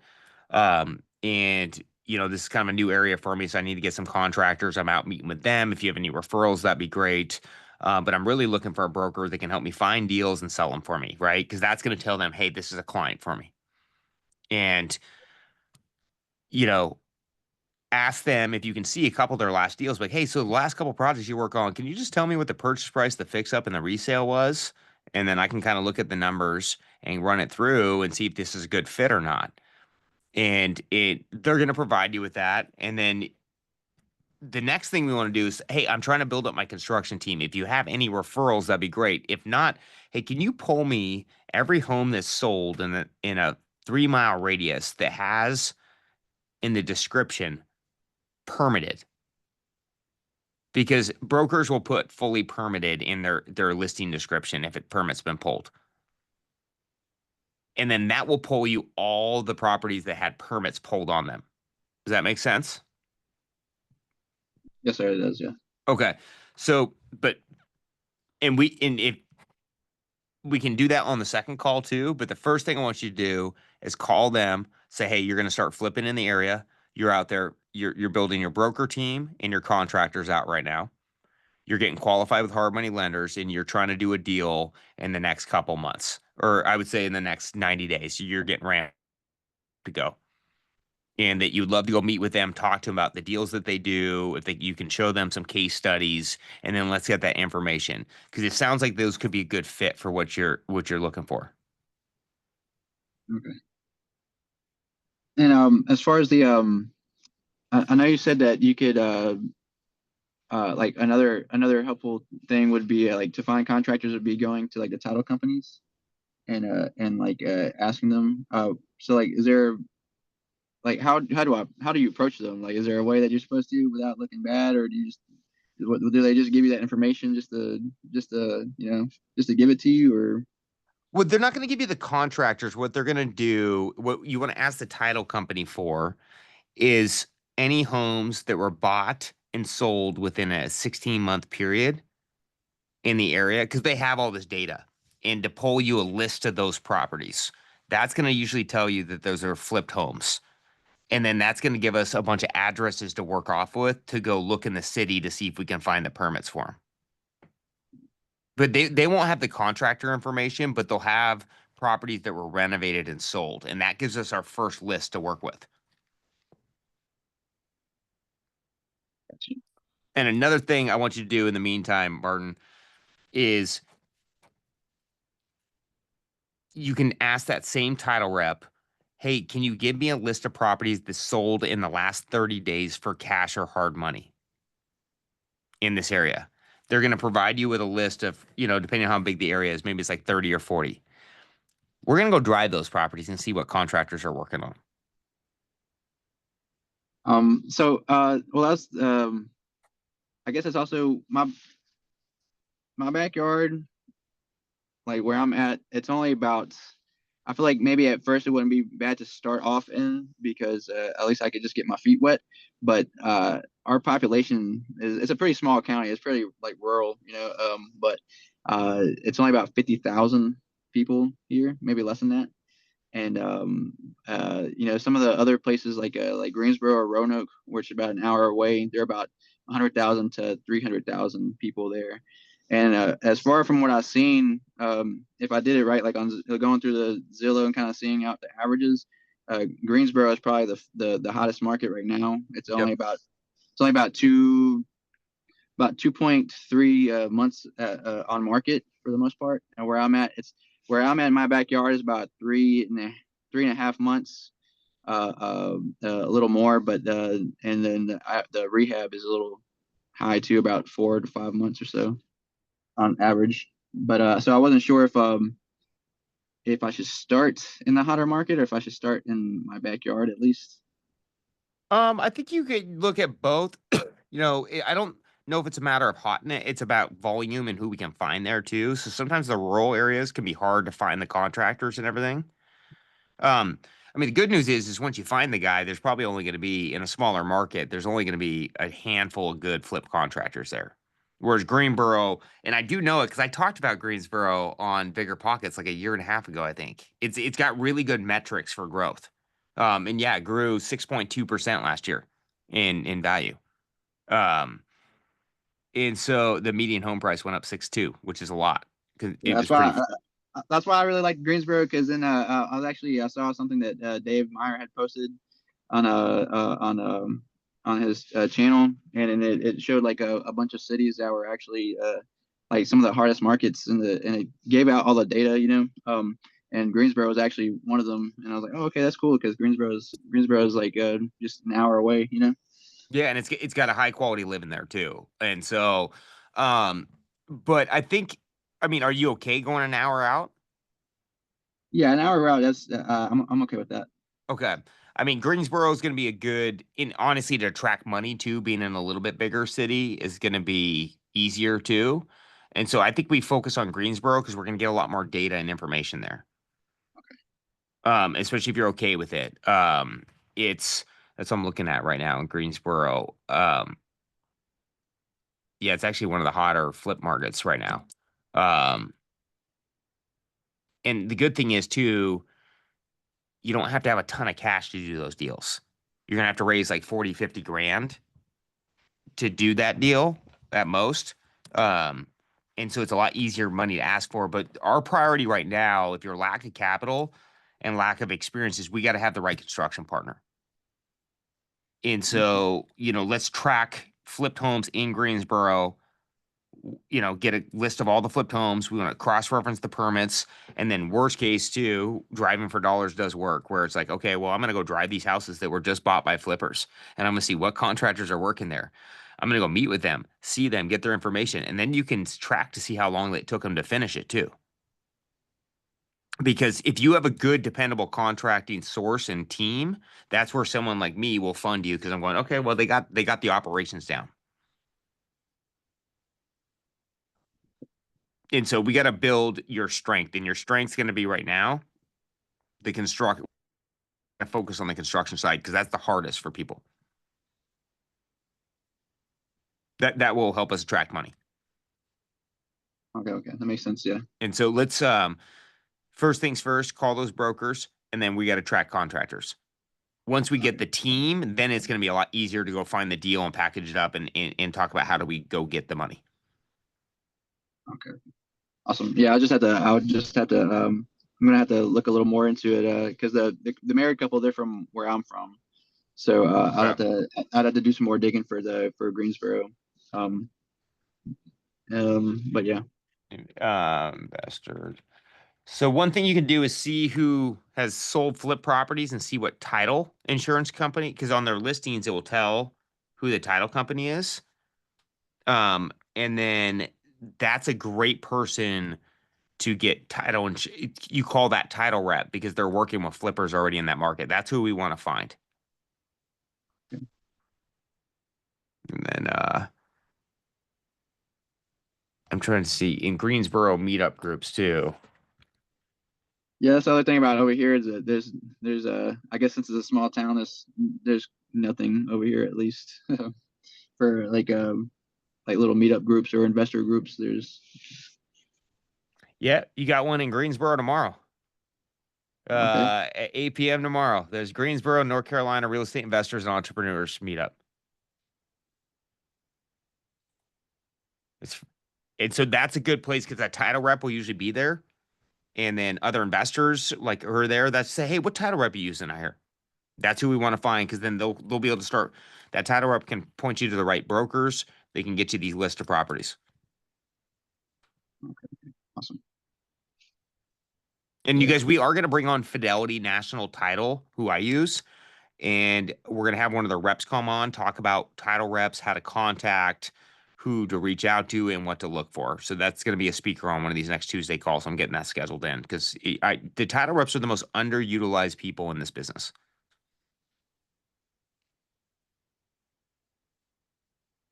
Okay, awesome.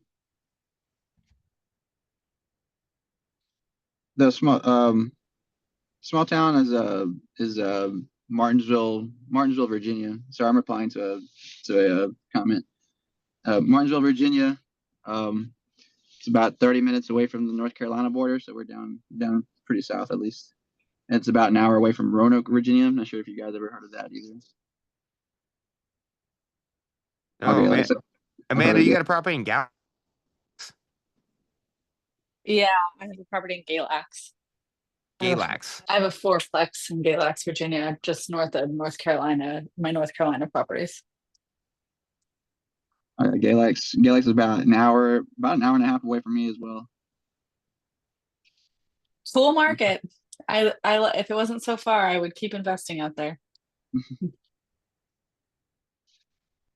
And then Wendy asked, what are the most undervalued areas in Washington's that we're investing in? Ooh, it depends on the market cycle and what's going on. Right now, I think if I had to think undervalued, I still think Renton's got a lot of growth in there because it's just path of progress next to Bellevue. They're putting a lot of infrastructure in there. I do like I like Bellevue a lot. I do think even though Everett's problematic with construction, I think Everett's got some good growth because the airport is settling in. There's going to be more and more flights. They're going to expand that airport too. And so I like the transportation side. Those I think are some of the more undervalued. I'm trying to think of what.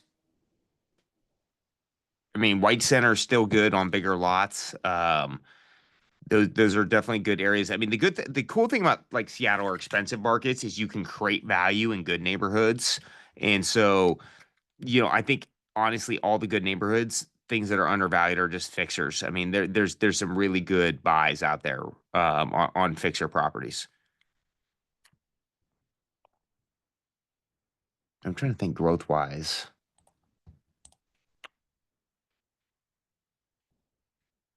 Oh man, I'm pulling up a map right now. Something that's not on the top of my brain.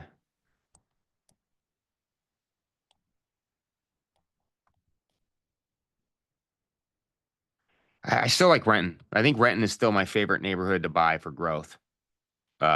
Just because of the infrastructure going in, Bellevue's getting more and more expensive. They've done a good job down in that Renton Landing area. I think that's going to keep expanding. So I do think Renton is going to be that next gold mine town down the road for sure. Oh, great. I've moved out of there like for so long. Renton was not the place to be when I was there. So I'm kind of surprised to hear White Center being in that list too. Last I remember, it was scary. It's still it still could be scary. Okay. It not as bad as it was, that's for sure. Because when did you move out here? 14 years ago? Oh yeah, White Center was hood back then, big Right. time. Yeah. So was Hilltop in Tacoma. Hilltop's gotten a lot better too. The reason I feel like those are a little under, like I do believe like Rainier Valley, Rainier Beach, Lake Ridge. I mean, and you will notice I'm kind of going around the water, but it's Yeah. because path of progress, it's so much more expensive north. Like if I look in Kennydale or in Renton, if you go into Kennydale, there's a huge jump in value. Then it goes to Bellevue, there's another jump. And so it naturally is going to pull down. the reason I like Rainier Beach and Bryn Mawr and Skyway is because there is more infrastructure going in off MLK that's in the planning period. And a lot of the reasons it's undervalued is there's just not enough things there. And it's been a little bit more hood. And so it's gotten cleaned up, more infrastructure starting to go in. And then Hillman City and all that, it's gotten so expensive. Whereas 10 years ago, Hillman City was the Rainier Valley. Like no one wanted to buy in Hillman. Oh, I remember that. Yeah. Oh man, we were 2008. There, I should have kept all my flips in Hillman City. We were buying them for like 90 grand. It was And scary there. Nobody it wanted to be was. down that way. Yeah, especially off of this one street, Aqua. Oh, that was a bad one. That was RV Central. But Path of Progress says it. So I always like the areas with the most upside are the Path of Progress areas, right? We've seen it transform in Hillman. Rainier Valley's next. Or Renton is next, and the infrastructure is right in Renton. Honestly, North Park's gotten pretty expensive as it is. Like if you look at Kenmore, Lake Forest Park, those areas have gotten a lot more spendier, and so I don't think there's as much growth there. Gotcha. Thank you. And so, yeah, no, I think. Are you looking for like rentals? Well, I'm kind of, so I passed up your latest like Tacoma flip, not flip, but like a rental. And then when I was looking at Tacoma, I was like, oh, I never really thought of Tacoma because it's, I don't know, like 14 years ago, me would not thought Tacoma was a place to invest. But Was that in North Tacoma? yeah, That's a great deal. That would have, I would have actually stepped in on that one. That's not a good deal for you though. it was a lot. Yeah, Jennifer was telling me, it's like, are you sure? Like this, it looked interesting, but I'm kind of like, I don't want another 100-year-old building to redo. Like, so yeah, in a sense, it's not for me. Yeah, that one's a little, that's a great spot though. We haven't been able to get a price on that in a while. And that, Somebody picked it up. What was that? Somebody picked it up though. You know what? It's because if you know your construction, that's a great buy. It's I mean, I honestly, if I wasn't buying that Newport Beach flip right now, I would have probably bought it.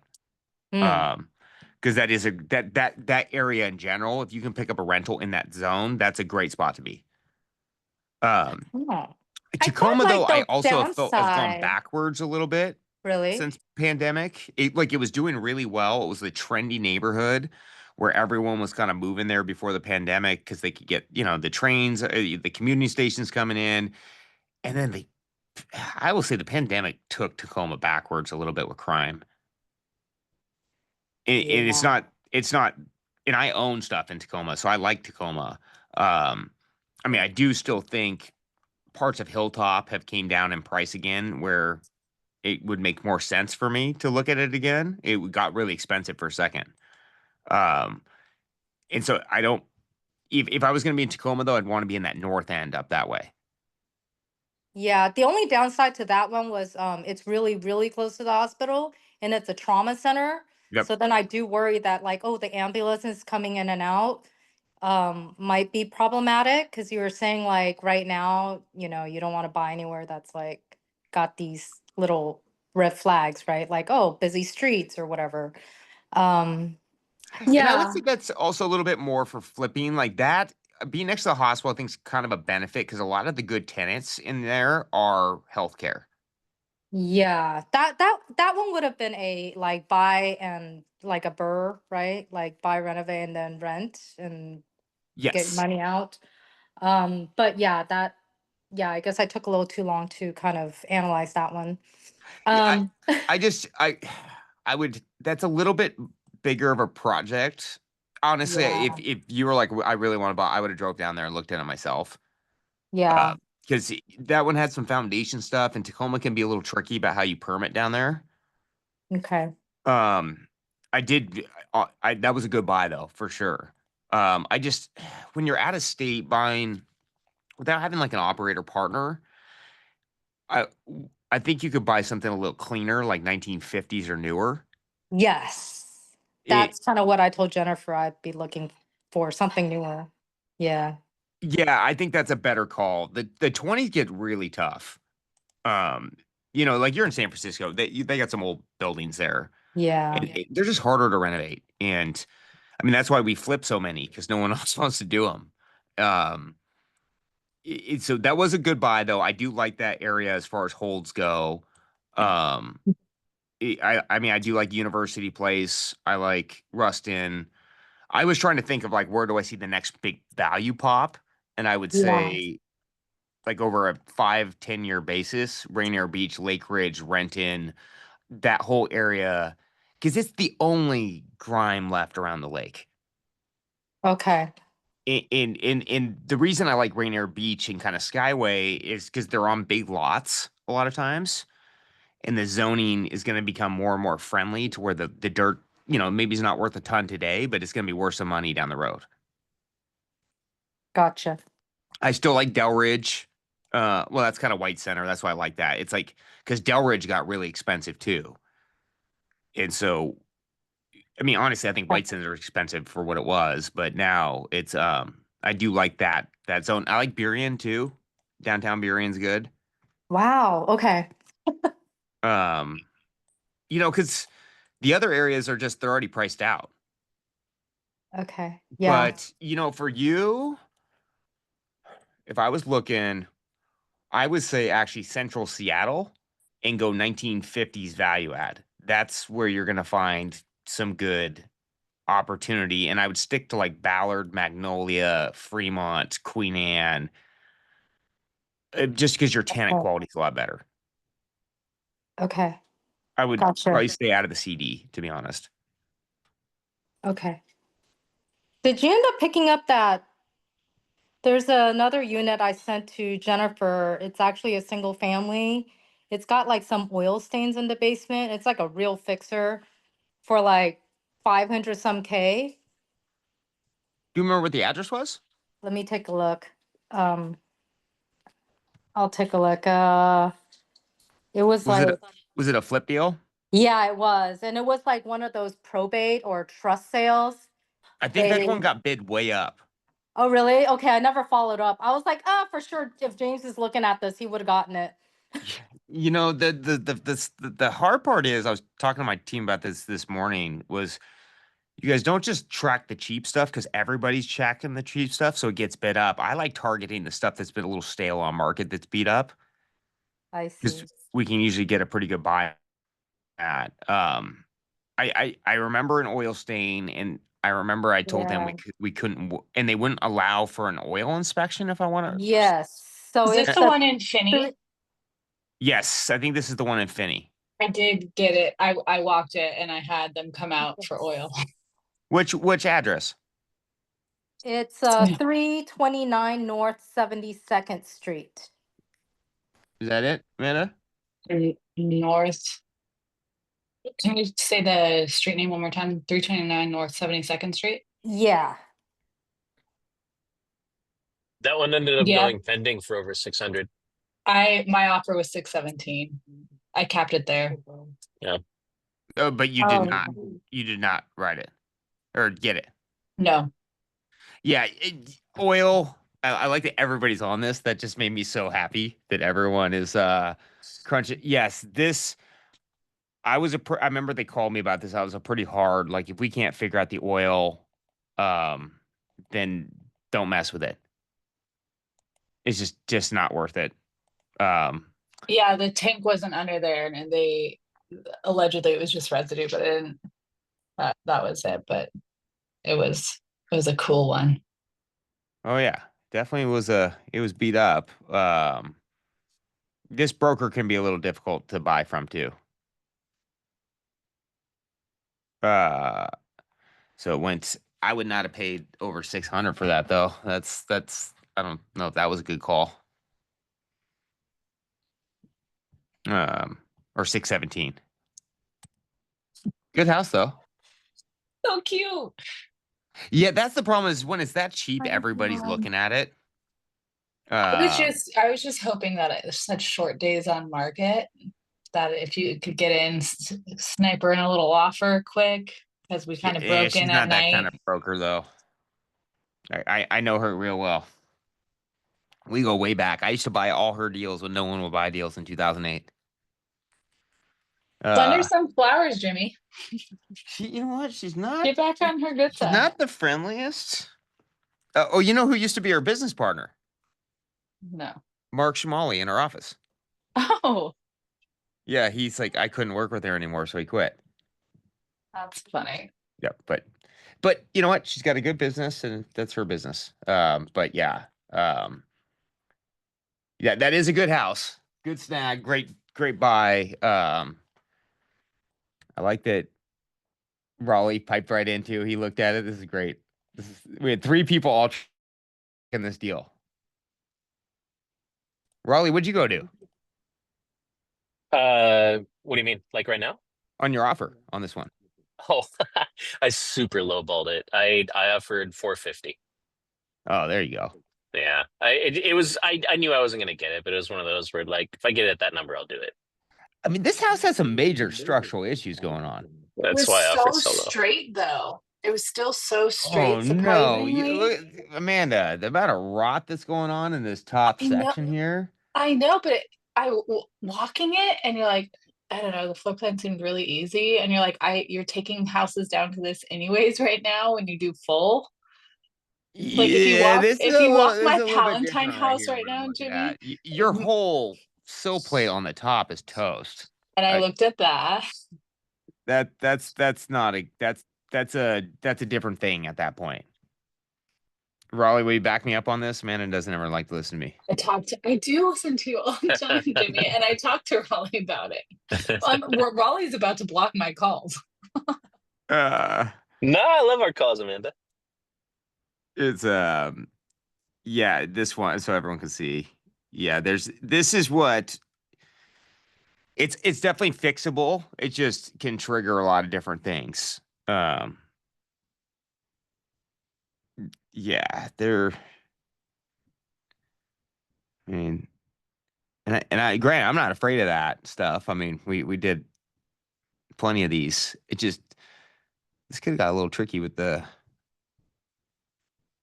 Let me see here. Like the amount of rot going on in this section through here, this is going to trace all the way down. What was your rehab budget on this, Amanda? Sorry. I think I was at like 250, 275. Okay, that's pretty healthy, actually, for that size house. Yeah, So good. that rod is actually worse than that pony wall down there, like significantly worse. Yeah, like I'm looking at these You'd have to floors. crib the There's so house. much water there. I guarantee you, this thing is rotted to the max.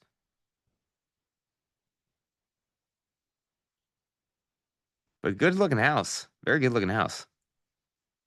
Cute to a fall. It was so bright and so tall. That's my problem. You know my problem. I fall in love with the house. I'm grounded.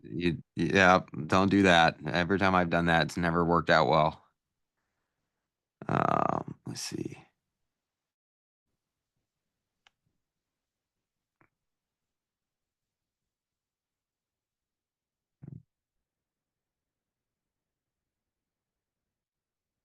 You need good parking in the back on this one? It was decent, and you could still get a small yard.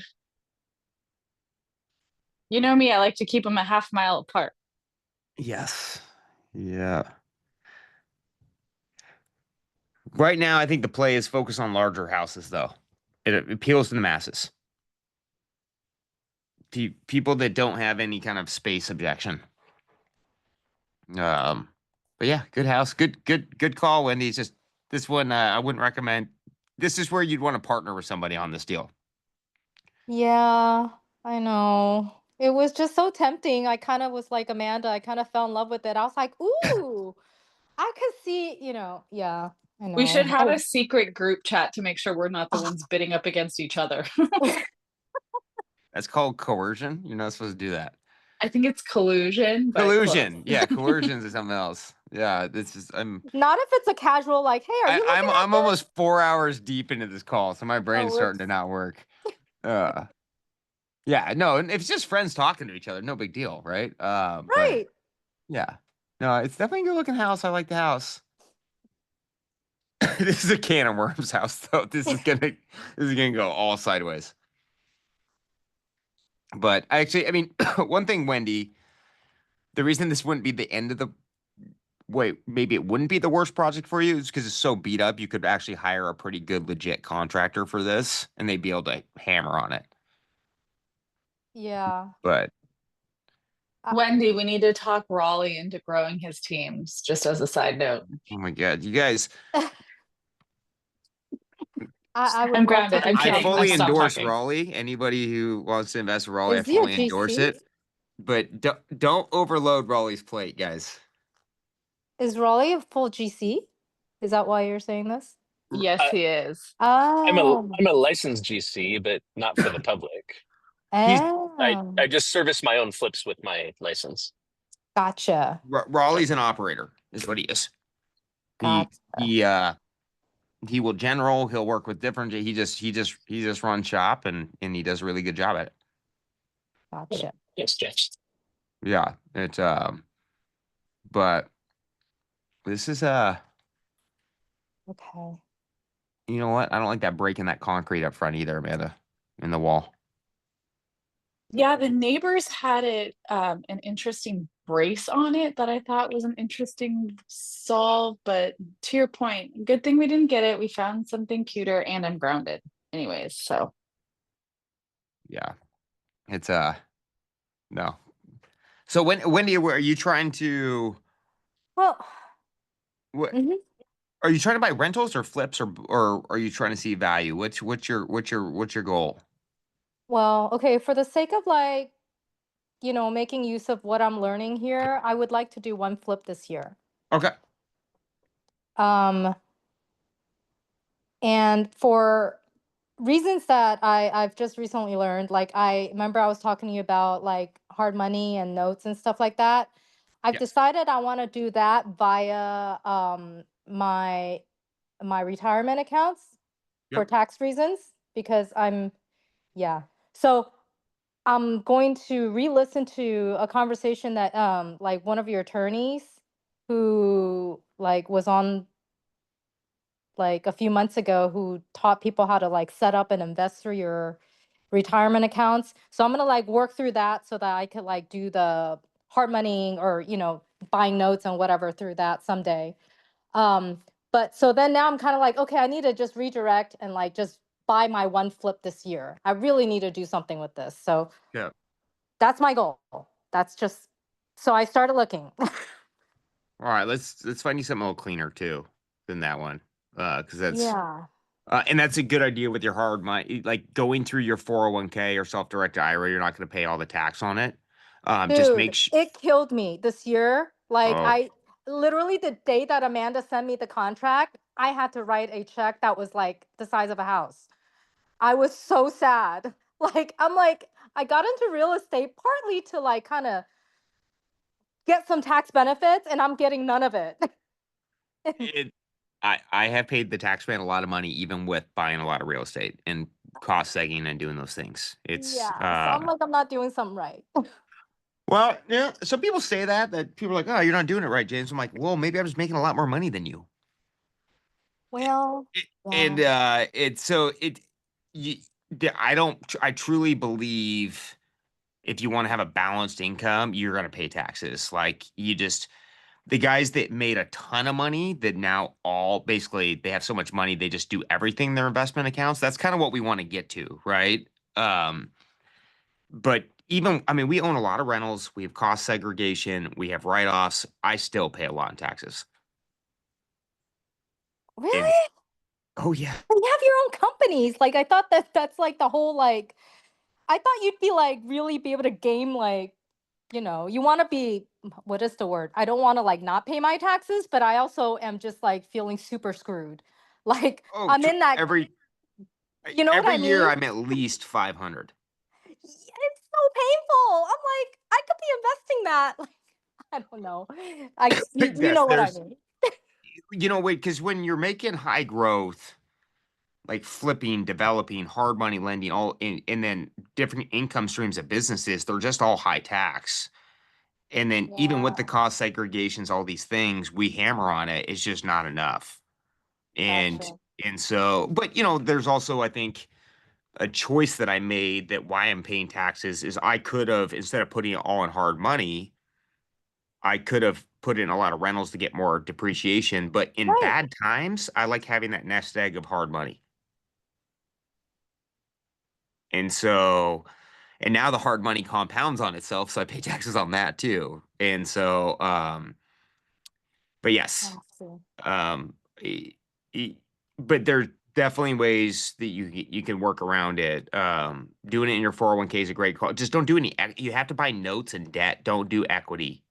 Like if you were going to invest your like retirement account, I would say don't put it in interest because interest is an equity lending business. So But I you can buy notes from you though, you right? can buy notes because it's debt. That's why I Yeah. do them out of my own 401k. And yeah, the notes you can do. You just don't want Yeah. to do an equity fund. Yeah, yeah. So remember I was about to do notes with you, and then like that day I was just like, ah shit, I can't. But that's what I realized when I was like Googling how I'm gonna like invest in notes, but then not like pay ordinary income on that income. I saw that it's like, oh, you do it through your 401k, right? Like that's how I should set it up. So I now have to like go get all that stuff worked out and then I'll come and do notes. So that's a side thing. That's not like money that I set aside for investments in real estate. So I guess I just, point being, like, I'm now just kind of regrouping and then realize I just want to do one flip this year and see how it goes. Whether I keep it as a rental or not, I just want to do a flip at Okay, least. so you want to find a lower dollar flip then with some upside, no matter what. Yeah. Yep. I don't know Okay. if that's possible, but No, it's totally possible. It's you know, I would say like that deal we were just looking at is probably not a great deal for if you wanted to maybe keep it as a rental just because your cash flow is not going to be there. yeah. But there's other ways. There's definitely other deals that will fit inside there. And then if you want to do on your own, let's do 1950s or newer. Okay. Well, It's I'm talking to Jennifer and but she's a multifamily agent, right? Like she does multifamily. She does flips too. yeah, okay. She's Jennifer's just a hardworking person in Yeah, general. she's awesome. Yeah. Yeah, she is awesome. Yeah, she just sold Dave Myers his live and flip in West Seattle.